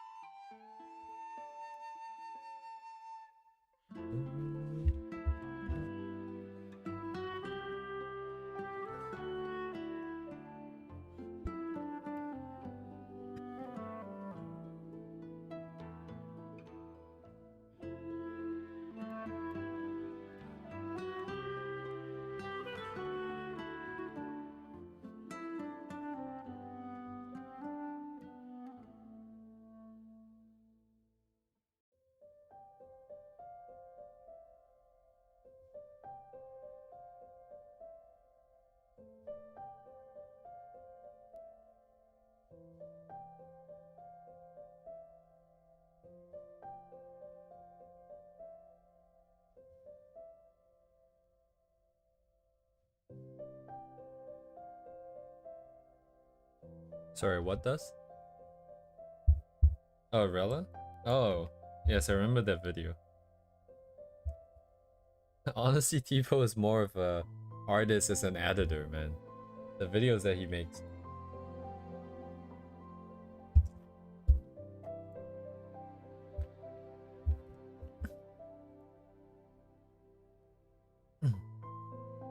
Oh man, this one doesn't. This one is also interesting, but but after this feels more like. I can never make videos like the kind that he does. His videos are fun to watch, but I think it goes against my idea of what I want my videos to be as well. Because I want my videos to be informative above all else. It needs to give all the information that someone of a reasonable skill level would need in order to achieve what I want them to be able to achieve. And I think that kind of goes against making things fun. Because fun means a quick pace. A quick pace. And sometimes some of the more detailed stuff would kind of have to be left out. Or either that or you have to be go over pretty quickly. And I feel like I was really pretty fast with some of the points in my videos already.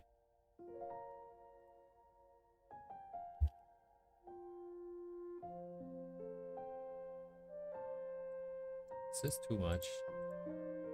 This is already pretty fine.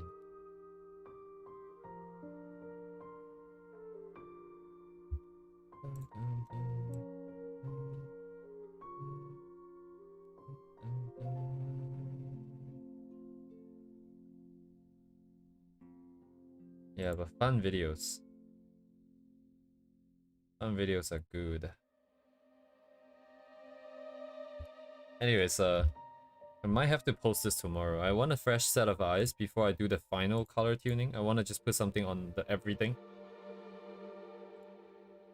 And then, I guess we're kind of done for now, for today. I'm not dropping off yet, though. I should find something to do.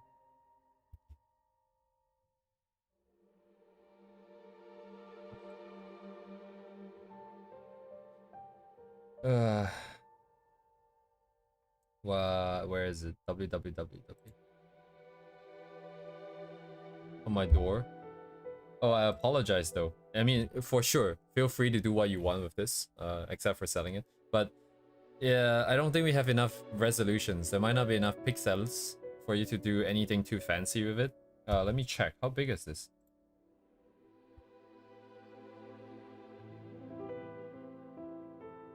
Yeah, like I didn't think about it too much when I was making it. Oh, no, I don't have a choice actually. No, I do have a wait. No, okay. Oh no, I still have to export the image first, so never mind. There's no way around it.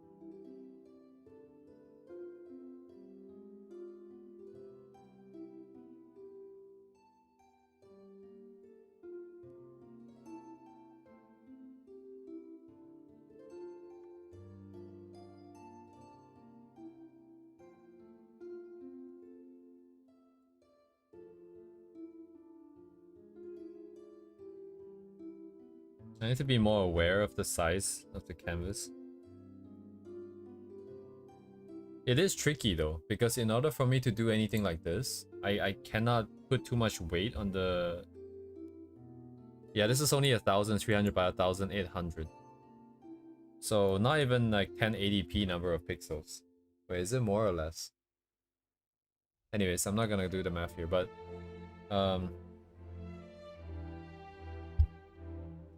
yeah, if I had bumped up the resolution before we started, in my mind it gets registered as like a serious illustration because we're doing the big, we're having the big number of pixels now, and then it makes it very scary to paint.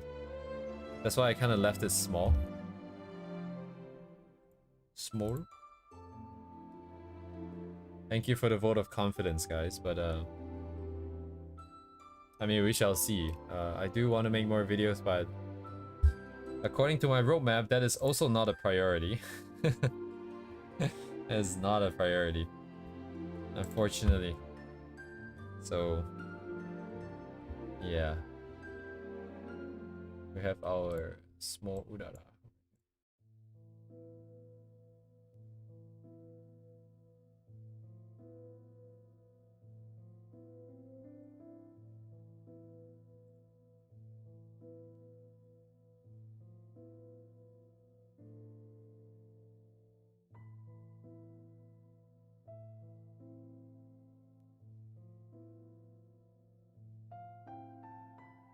Unless I wonder if anyone can even read this handle properly. But wait, hang on, it's the wrong layer.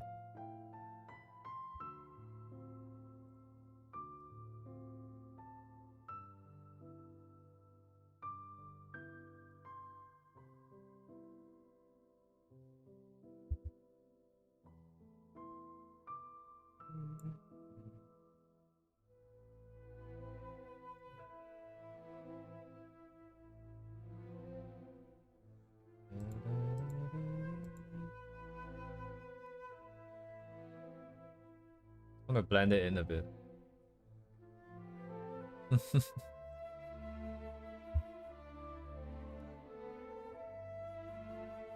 Writing it improperly is the proper way to do it.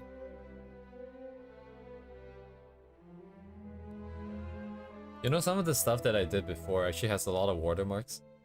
There's a lot of this at me hidden inside the entire illustration. In like various spots that makes it really hard to see. And there's a variable number of them in each one of the ones that I put out. And honestly, even I do not know where they are, but I have the original file, so I can always go in and check. But yeah, so it makes it so that even if people try to erase this signature, there's a bunch of them everywhere else. You guys can try finding it in in some of the older ones that I did. So the full like illustrations, the one with color and everything.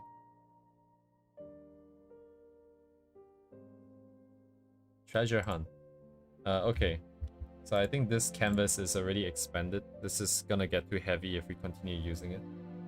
So this here will be...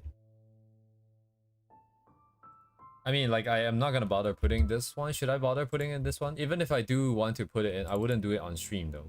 It would defeat the purpose if I have a record of me putting it in and people can just go in and find it and delete it anyways.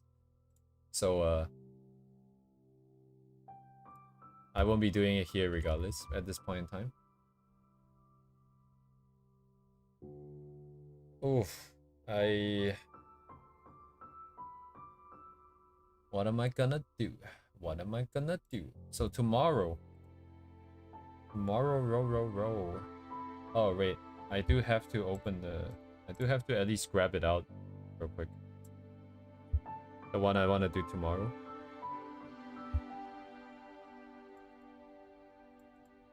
This one here.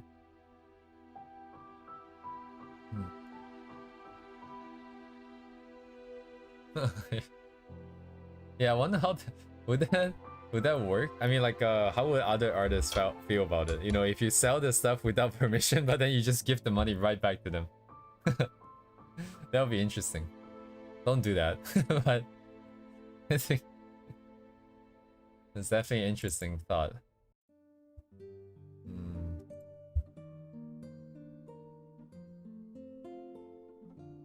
Okay, I'm gonna get set up for tomorrow since I have some time now. Tomorrow's target is this. Well, rather from tomorrow onwards, the target is this one here, along with, drum roll please, over here. This guy over here has a bunch of good stylization, texture, whatchamacallit. But honestly, there's not necessarily a lot that I want to get out of this because I don't really like the textures here. It's too coarse, like for this size of an illustration. I feel like the detail is not quite detailed enough, but if you go any more detailed than that, it just becomes normal noise anyways. It's just really hard to see. Yes, Kirio, we talked about this. The one where there's a reason why her shoes are showing. At least, I mean, this right now isn't really showing it that clearly, but I want her to be standing on the very edge.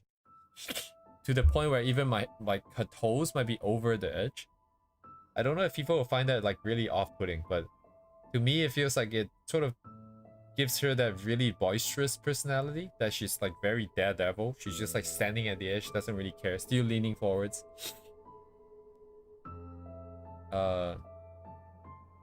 But if it's too off-putting, I would do what you said, because I don't want people to look at it and be like, you know, hey, this guy doesn't know how to draw perspective. It's not like I don't want to look stupid. I mean, I don't think anyone wants to look stupid, but that's not the main thing. The main thing is that if people feel like that about the illustration, it's going to detract away too much from the original illustration. It's gonna make it not enjoyable to look at, and you know, that has to be avoided at all costs.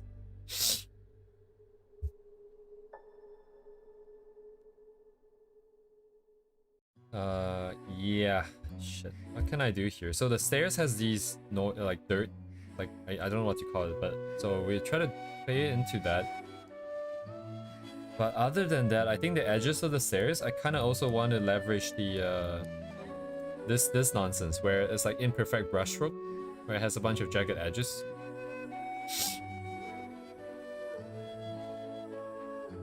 The last time I was there, I turned around and asked George his name. Huh?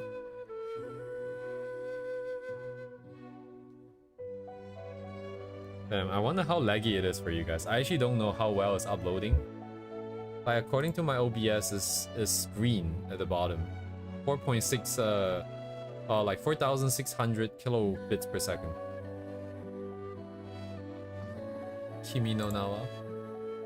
Oh, I see. Dang, it's been a while. It has been a while. Kimi no Nawa.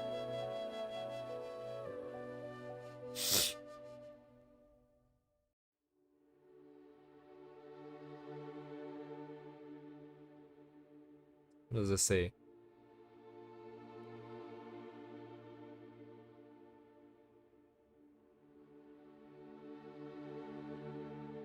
Just not enough pixels to read the kanji, man.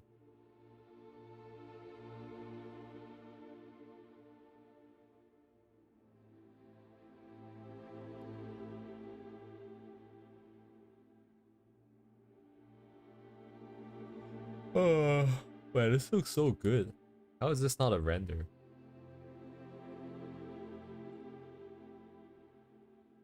But yes, I want to do... Oh shit, wait, hang on. What was the plan? I wanted to do some studies, but not these ones, I think. Oh, I wanted to do black and white study, right? I wanted to do a black and white just to be aware of the shapes. It wouldn't be a very detailed one. It would just be maybe zoomed in here and there and just take a quick look. And that's the first study I want to do. The second one I want to do is this artist over here. Duvet's favorite. And primarily I just want to be aware of how the sort of color variation is being put in. I also wouldn't be going into too in-depth into it because it's a bit too insane. Especially considering the fact that if I'm trying to study the color, I don't really want to zoom into one part. I want to take a look at the whole thing as a whole. Although we might go for something a little bit more tame first.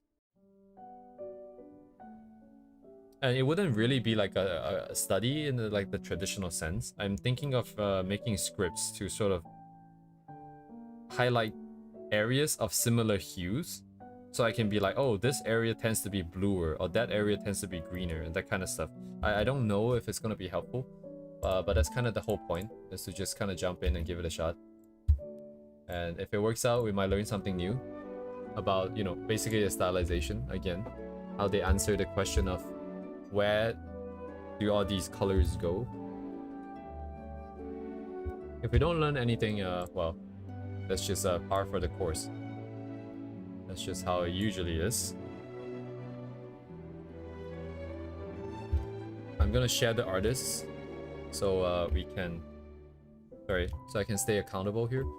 Let me see. The other guy is Kimi no Nawa. Kimi no namae wa nan desu ka? There we go.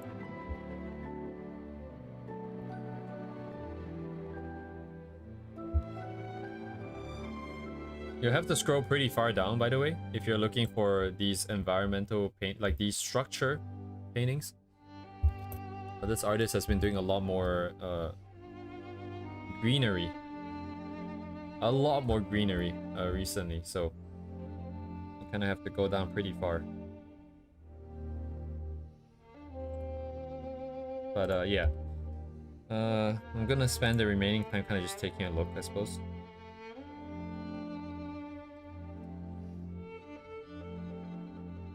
Damn, it's so faint though. So faint. It just goes in and paint.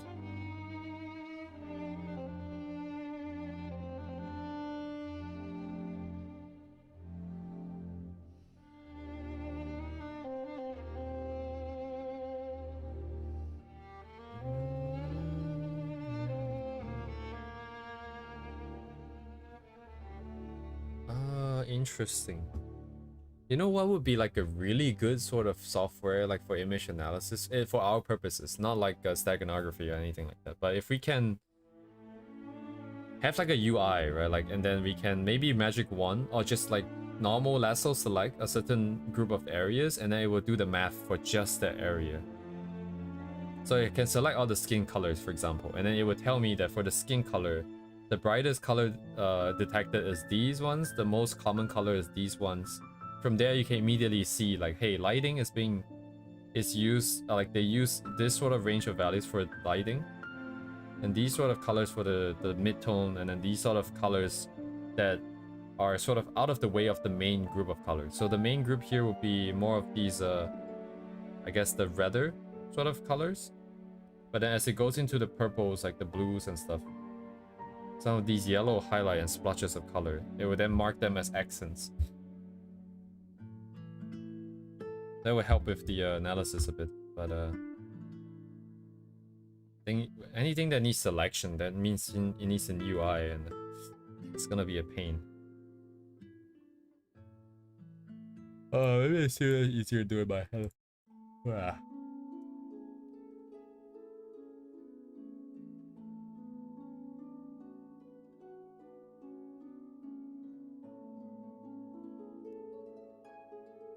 Push it down, make it good. Yeah, for sure. Yeah, I'm trying to embrace the mentality. But the thing is, like, honestly, it feels like they are already like, if you don't have the experience, don't have the visual library, you don't know where you're going. Even if you push it down, you don't really know how to make it good, you know. And the other thing is that for me personally especially, once I have something that is down on the canvas and it doesn't look good to me, it becomes like this barrier against making it good as well, because I'll just constantly feel like a shit. So put it down, make it good, make it look good is definitely the way to go, but there is some caveats when I do it, where I have to do it in my head first, and I have to make it good in my head already. Then I can do it on the canvas, which is, you know, kind of defeats the purpose. Yeah, a long way to go for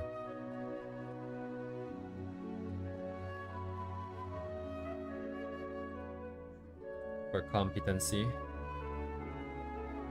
This is gray, right? Wait, hang on. So this is kind of purpley.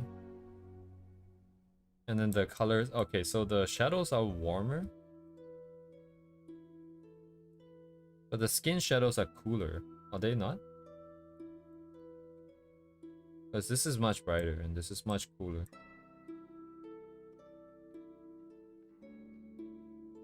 Huh. What about these guys, right? For the most part, it is getting colder though. Interesting that that thing is flipped. I guess it's the base color being already too blue and like purple. It could make it bluer, but I suppose... I don't know what they will look like. Yeah, it's like purple here, man. Why would I ever put purple here and here? I don't know how they do this though. What is going on in their head when they put the colors down? I wonder.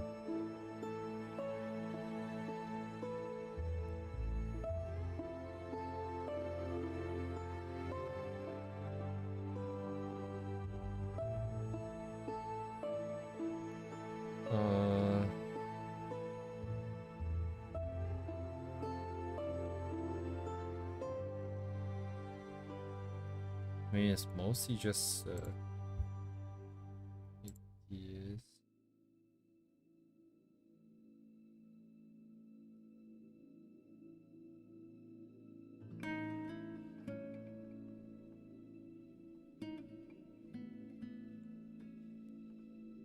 I feel like the only way forwards for something this colorful is you would take a shade. Okay. Refer to all again. If I select this, it's only the contiguous section, right? But I think there's a way to select color gamut. And then if I select this with a very strict margin here. Alright, maybe I needed to a bit. You guys can't see this. Hang on.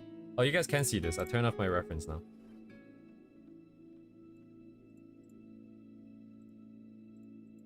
What is a good margin here? 5 maybe? Maybe more, maybe 10. So these are all the regions where they're kind of green, I suppose. I think the only way would be to go through and be like, oh yeah, you see this blue here? Let's see where all the blue parts are. And then we can then try and pick up some patterns. Yeah, honestly, I'm not sure if coding this will make it easier. Because it is not that strict, and not to mention, yeah, like the margin would be different for every single color as well.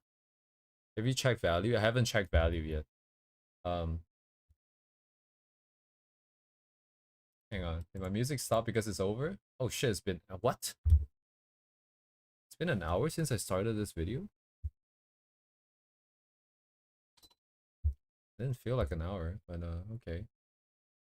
Cool story, I guess.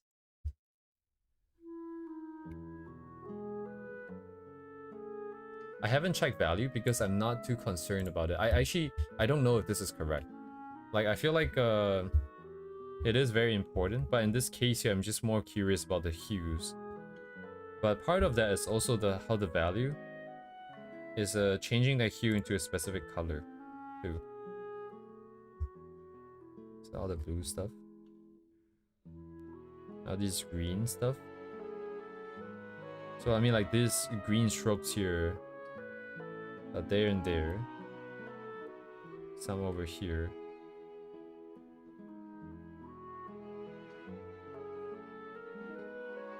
I mean, the fact that it stands out means the value is done, or it's good. And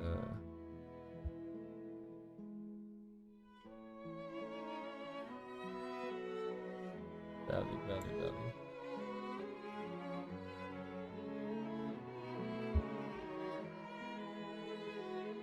Yeah, like they disappear, right? So I mean, I expected as much. That the values would just disappear, because at the end of the day, you don't want it to mess up your forms.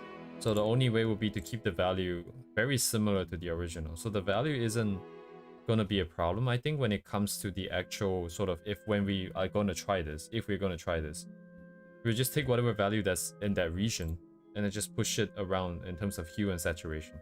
So now the problem is mostly what kind of saturation are we working with for the most part, and then how much further up, how much more saturated do we push it when we want to put these accents in.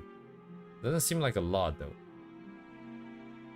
But then depending on the hue, you know, you either want to push more or less, because if the hue is the same, you might need to push more on the saturation to make it stand out.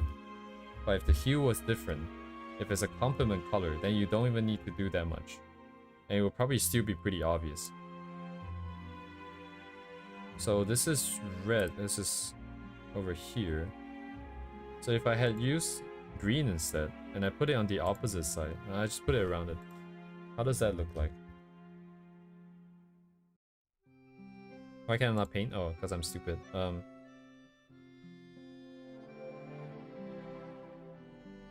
I need the noise too. I may just bring the noise in. Is this on? Oops.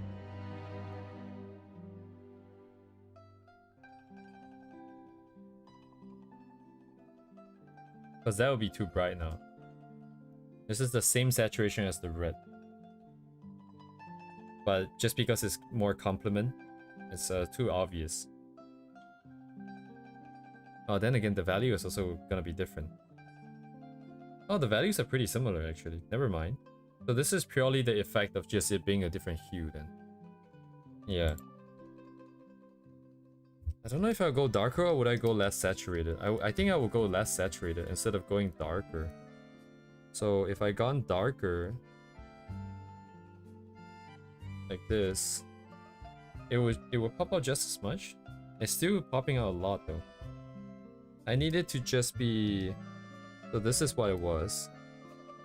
To be kind of faint. Where is it?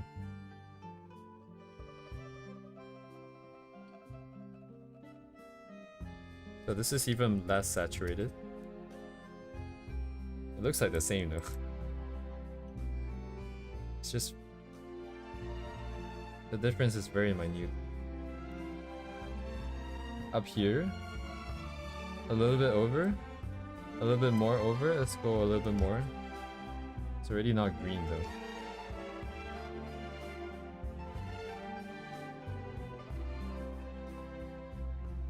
Do we have any greens on?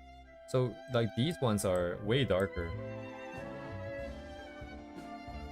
But it wouldn't work here. Oh right, because that's in the shadow. This one's in the shadow here. It's not in the light.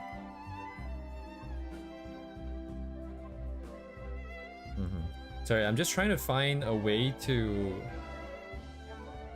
I think it'd be hard to do it mathematically in terms of like figuring out how many points of saturation to change and how many value points to increase or decrease, you know? Yeah, I just have to do it by perception and just be like... but if that's the case, that means it's very specific to this style. I mean, that's fine too. I'm just trying to see like what it takes. So if I didn't want like a red accent here and I wanted a green accent, how could I make it fit in here?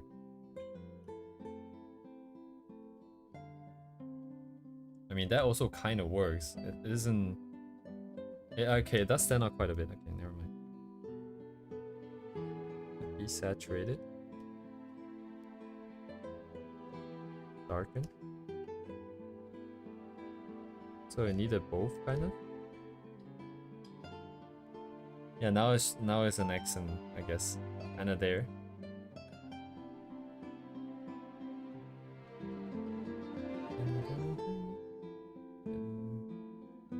Oh yeah, now that I think about it, let me see what the process is like. Do they...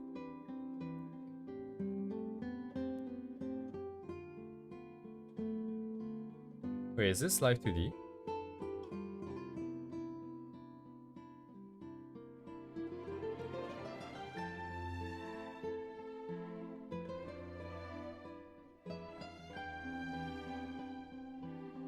This will have to be live 2D then.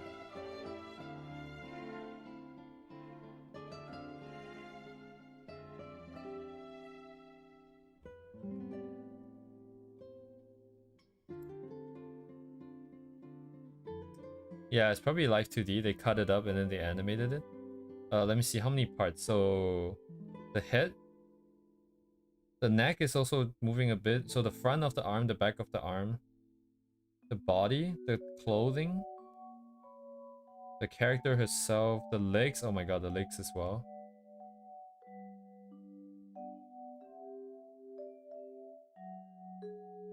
This part doesn't have to separate from the... Wait, the face, man. How did the face work? Right, so the face and the hair is separate. Same with the back of the hair too. Yeah, this part is also separate.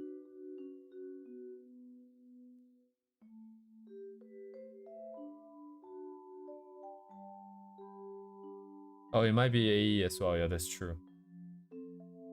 I've never used I've used AE once, like 10 years ago. So I don't really know how that, what the capabilities are. Right, so up to this point, I don't see too many colors though. When does it come in? I think up until this point is also pretty reasonable. There's some variance in the background. For the most part is intact. So that was like a huge overall adjustment. And it was pushing in the complement, I think. So this was more orange and yellow and whatnot. It pushed blue and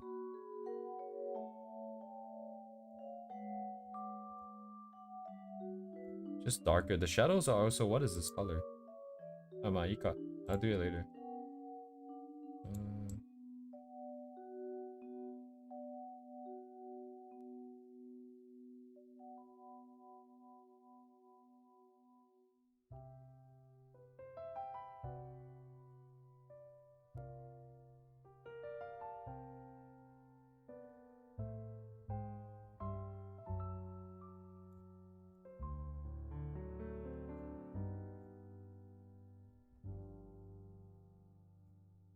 This is still all the standard stuff, right? I don't see too many colors still.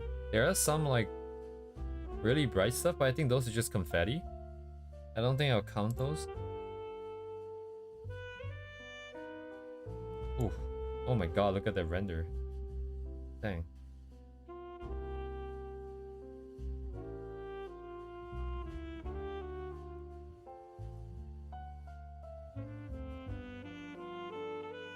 I see some yellow here. I don't know why there'll be yellow right here.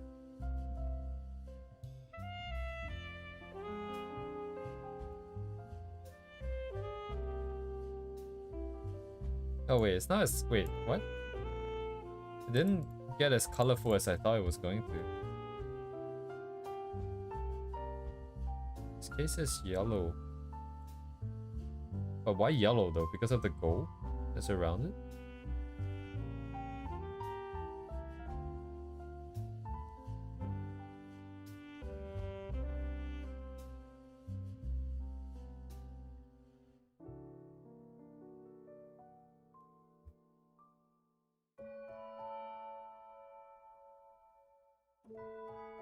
Yeah, we're gonna need to go through a lot of these to find a pattern somehow.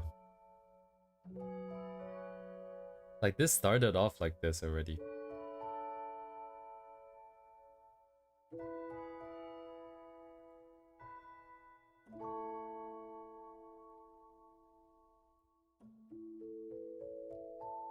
It's like blue here.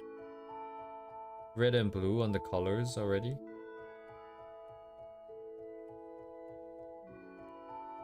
So here it still makes sense.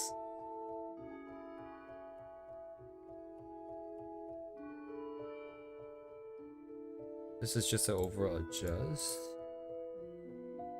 And then yeah, right here, some blue went in. Possibly from the sky. And then the orange, I'm not sure. Maybe it's just... because it is pretty saturated compared to the light. Oh, it bumped up. Green. Yeah, blue from the sky. Yeah, so to push it to this extent, yeah, you need to have the vision, man. I can't just if this person doesn't exist, there's no way I would ever do that. Or even attempt to do that.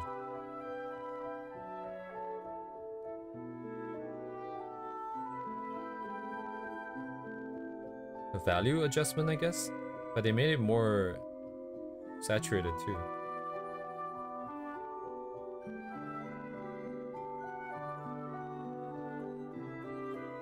The highlights are green.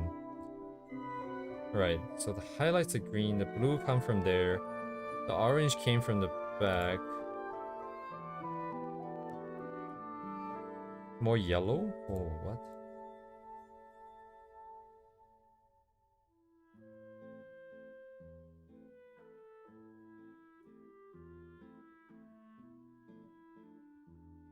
Oh wait, what happened to the ground? Wait, when did all the yellow things come in here? I see. So instead of choosing... so it's... instead of doing what makes like more logical sense for the lighting, I suppose? To me, because it seems like too saturated for the light, right? But I guess... yeah, look at these greens and yellows. You just have to be more bold, I suppose.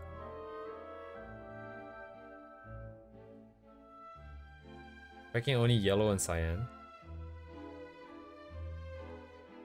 I'll try the yellow because it's pretty cyan. I feel like it's just very blue in general. So right now it's just right now it's still pretty normal. It's just yellow backlight, right? There's a bit of light fall off here, I guess, into the reds before it gets into the shadow of the blues. So yeah, so the lighting on the fences, but in a really saturated way. Overall adjustment, not much to say about that. It's a bit of yellow on the leaves. And then on the ground, man. Yeah, this thing is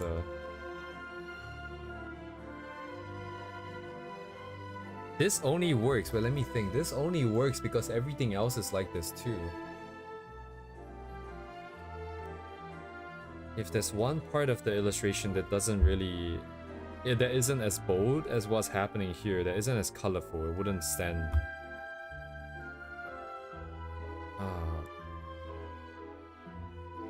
Yellow on the thing. All of them more saturated in the light.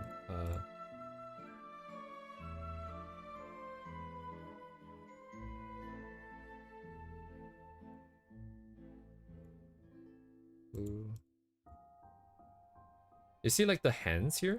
Like, because in terms of where the light is catching on, like we have all of these areas around the character that the light could catch on. But these guys are not as saturated. So these really saturated yellows, even though they're more saturated in light, it only happens on these sort of brown shapes. So only when the original color is, I guess, more saturated and darker, do you also make it saturated and darker. Because otherwise, like parts of the hand here, they could have made it more too, but it's white light over here. And that also tracks for the blue here, because the blue is only more saturated on this brown part. But on the white part, it remains more desaturated. Although still more saturated than, wait, it's more saturated than the base color. The lighting is more saturated than the base color. Could be what we're looking for.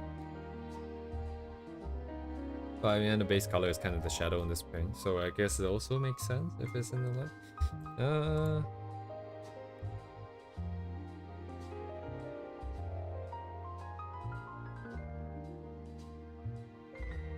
I don't know, man. I don't know. That is a thought, though. That is a thought. Oh my god, if you zoom in, see more worse. There's like even more things happening. I guess that makes sense.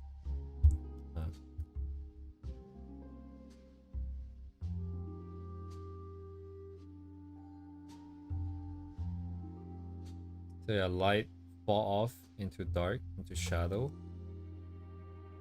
And I guess the blue from the sky is just bumped up. Again, like the darker base color, I suppose, means that these guys are darker. Sorry, these guys are more saturated.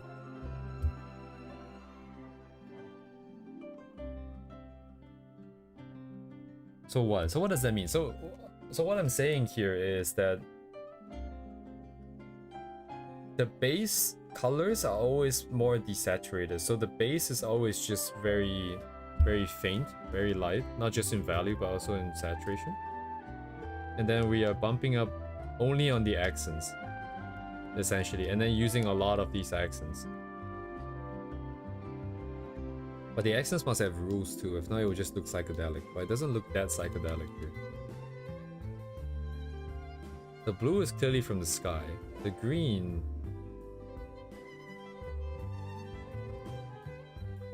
is some kind of highlight, I guess?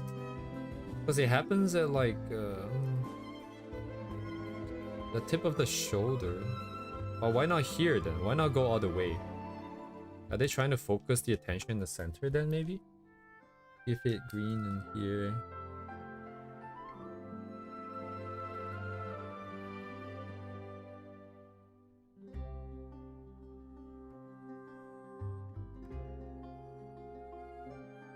Huh.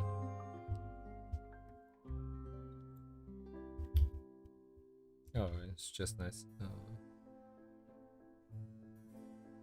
Thereabouts, right? And then it didn't strictly say. Oh.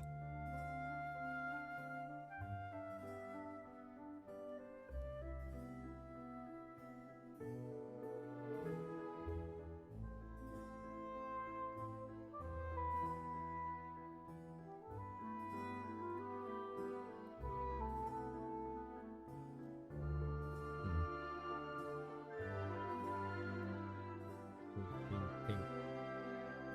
Yeah, they just kind of have colors, I guess.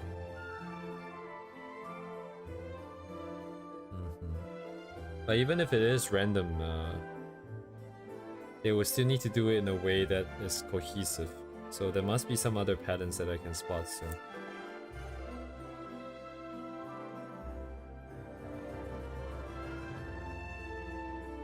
Okay. Oops, not that. What else do we got here?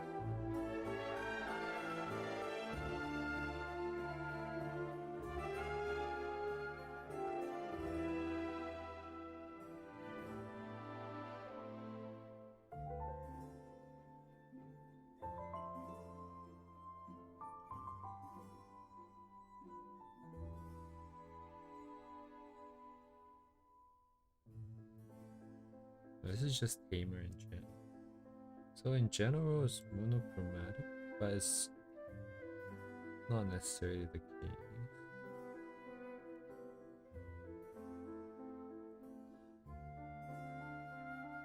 Yeah, the sky blue is always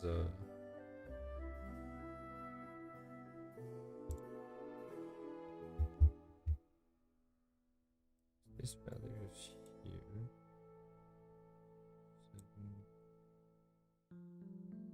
Not the same.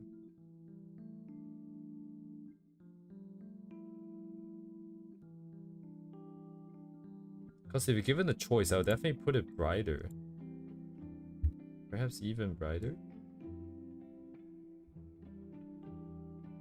Yeah, I would definitely have gone brighter than the part here. But they kept the sort of same value and just made it more saturated. Definitely would have put it somewhere here in order for the sky blue to come out, I think. Maybe even darker, slightly darker, but...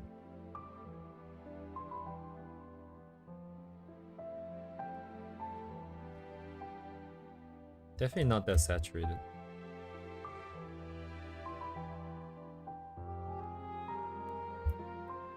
Any greens? A little bit less.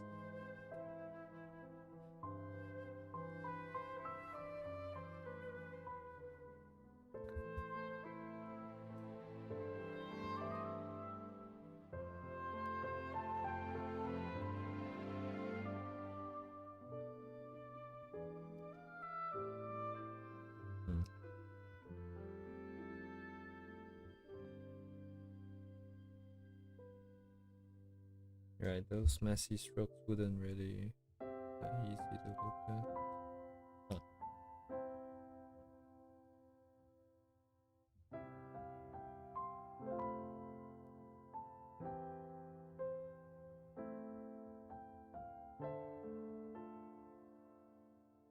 Right.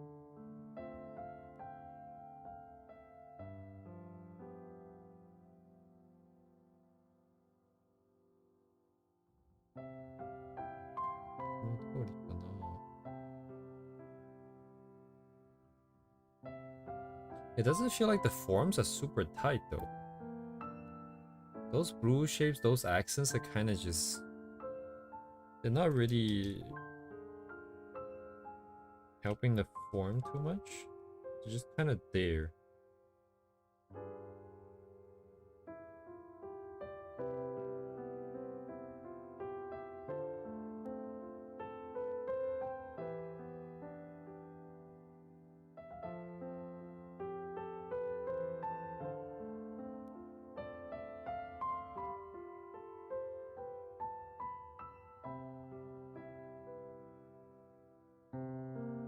Yeah, it's already in there, some of them.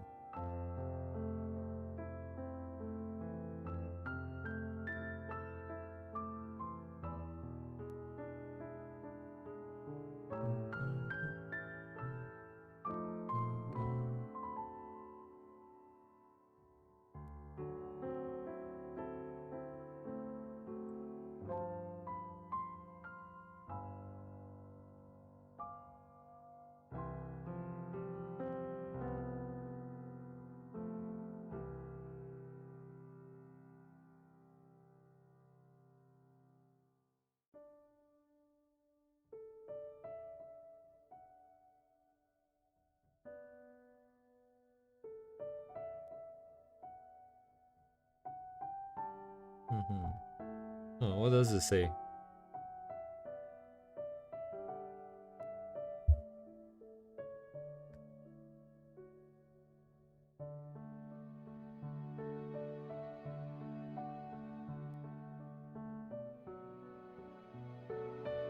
I don't know what it says actually. What metro is that? But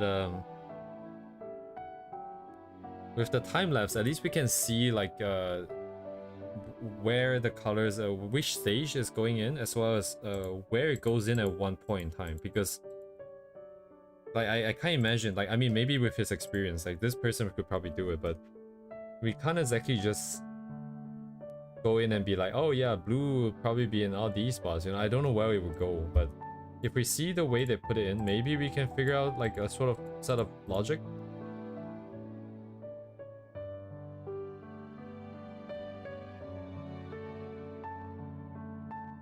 There must be some locality.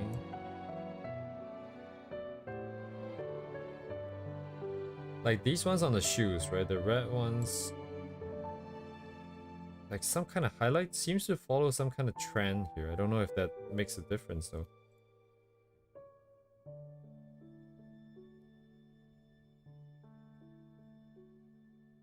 The blue that's underneath.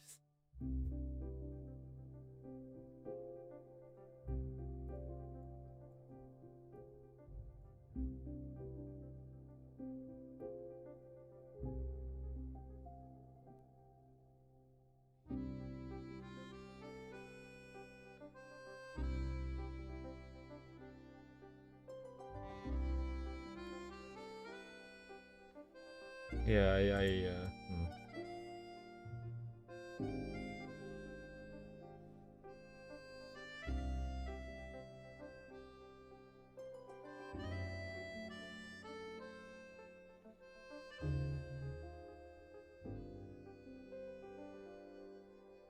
I don't know. I'm also trying to understand what is it that I can learn from this if I do choose to do a quick study, even of like a specific area, because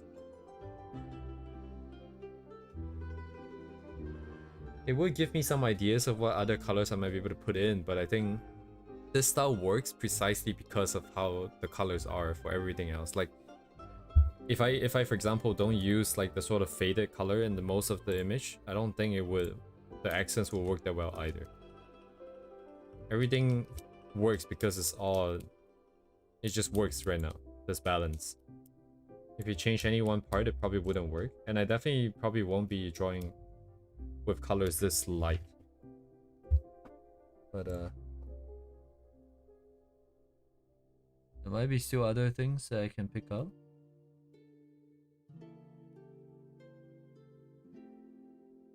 Stick to one type of color.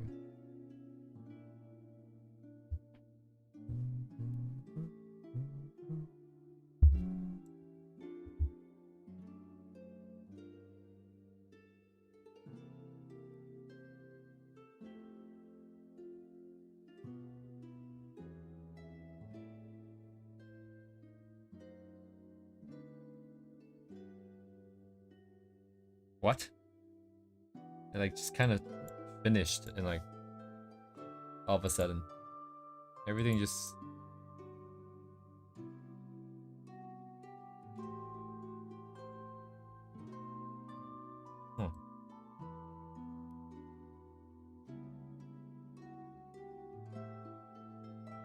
anyways, This is definitely way up there. I don't know how we can get up there, is the thing.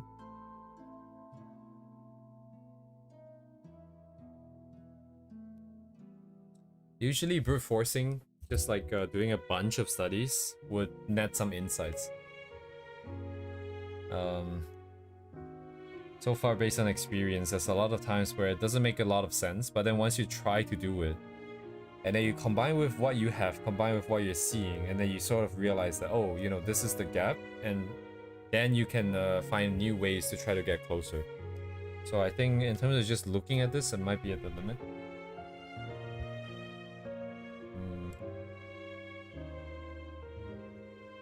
But this is an entire sort of skill tree on it by itself, so I don't know if we're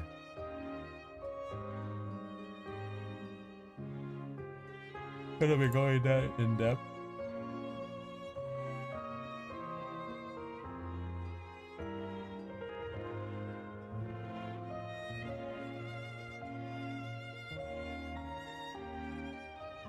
This is probably the older work process with just black and white, because it doesn't seem like they do this anymore.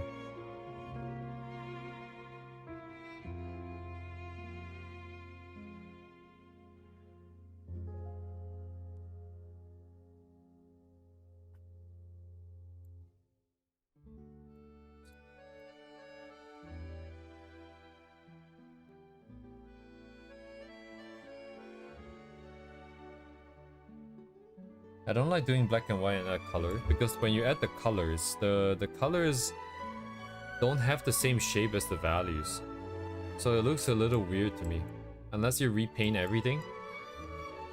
Which looks like is what they did. Because they did go back and pick color and then paint again, I think, right?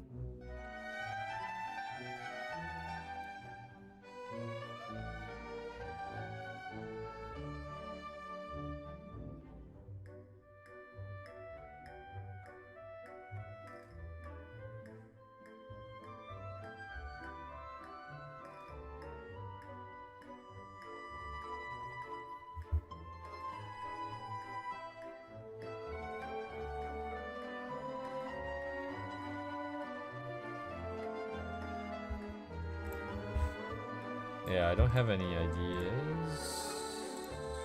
Though.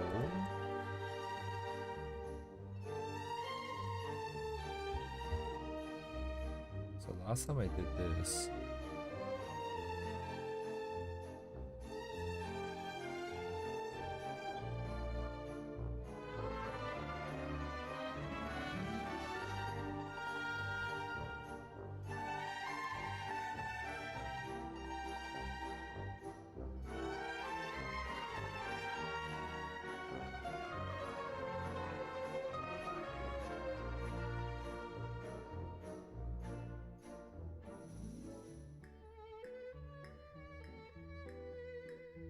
I have no idea what I'm doing. I'm just trying out some stuff.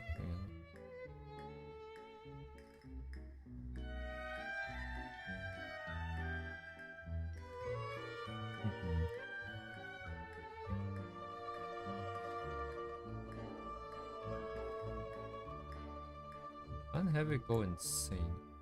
I don't know. Like the vibe that their color tuning is giving me is that, because I discovered this when I was doing this, was that when I went to tone curve and I brought the darkest dark is now brighter, right? That's what this does.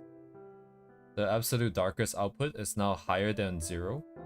But then if I bring some of the other values in front of it to be darker than what the darkest parts used to be, it sort of gave like this sort of faded, I don't know, it's like a faded photograph kind of vibe. And it almost felt like that's what they're giving me.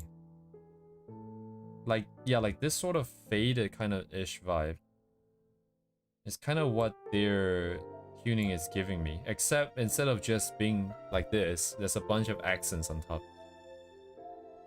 Underexposed, is that what it's called? I'm not 100% sure. But yeah, like all these dark parts are... No, but the darkest dark... Wait, how does this map? So this still maps to the lower point, right? So... Huh.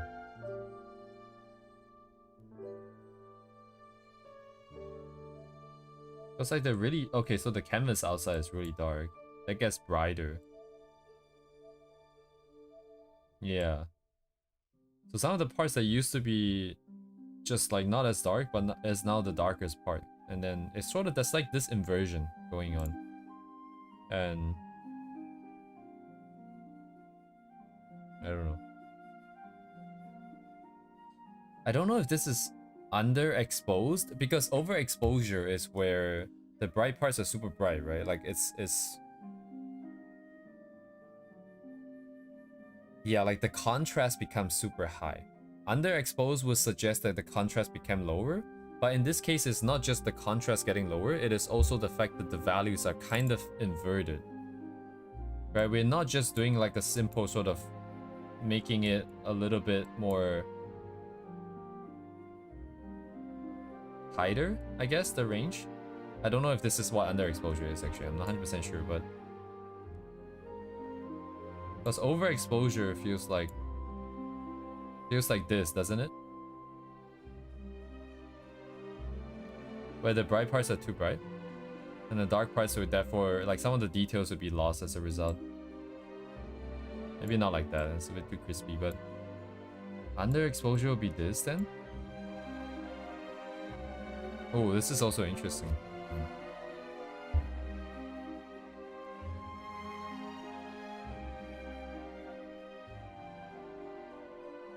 Oh, clipping on the dark tone for underexposed, I see. So clipping on this guy, I don't really know how to do it. Wait, then it would just be this then, right?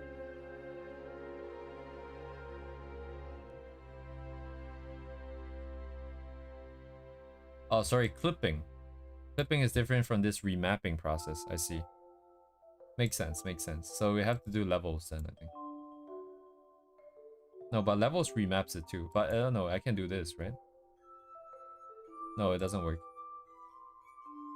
No, it's still tone group, isn't it? Anyways, clipping means all the values below is mapped to the same point, right? Oh, I see. So instead of that, it would be... So if I want to clip it to this point, that means there's no point below it. And then at some point in time, they are all mapped to the same position. So it'd be like this, I guess. So instead of going like a natural curve, at some point it clips to just the same value then. Right, yeah, okay. So this is not quite it. Because we need that inversion. Where instead of just clipping there, it's actually darker.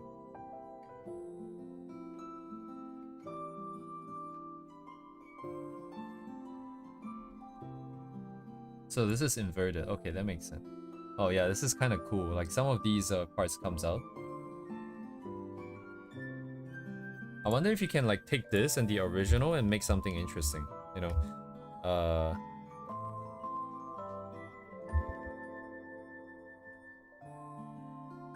Where's the one I took out?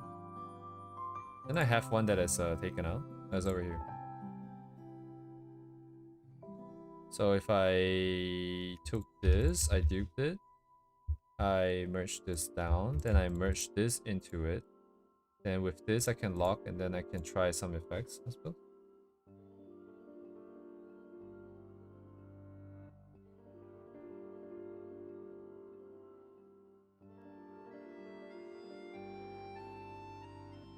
Dang. Psychedelic. So this usually doesn't work that well on full opacity, but I just wanted to see the effects first before I try something more subtle.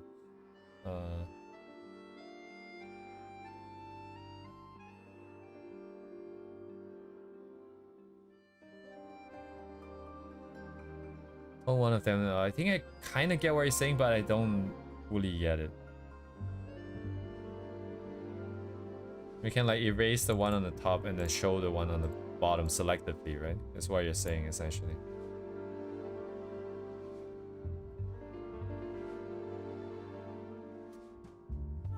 Oh yeah, it could be interesting, I suppose. You could have some parts of the image a little bit more crispier.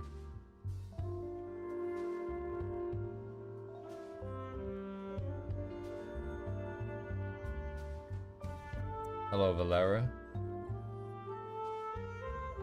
Oh man.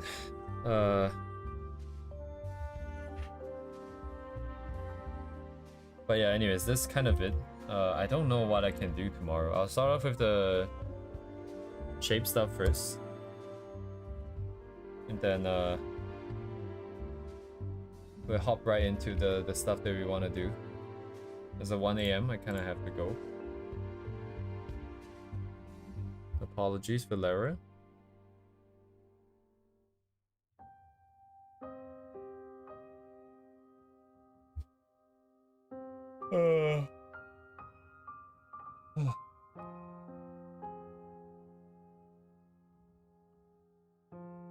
Yeah, the Gaussian blow one is pretty useful. I'd like to push. Actually, do we want to? I don't really want to make this too complicated, honestly.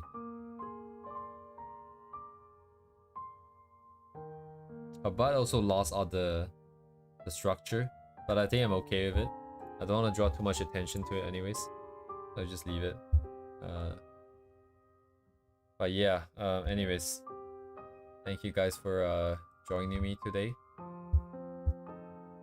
Tomorrow I'll start off with with these guys in just black and white, just to get the shape and textures, and then I'm gonna start doing this directly, I think. At some point I will look at the colors again over here.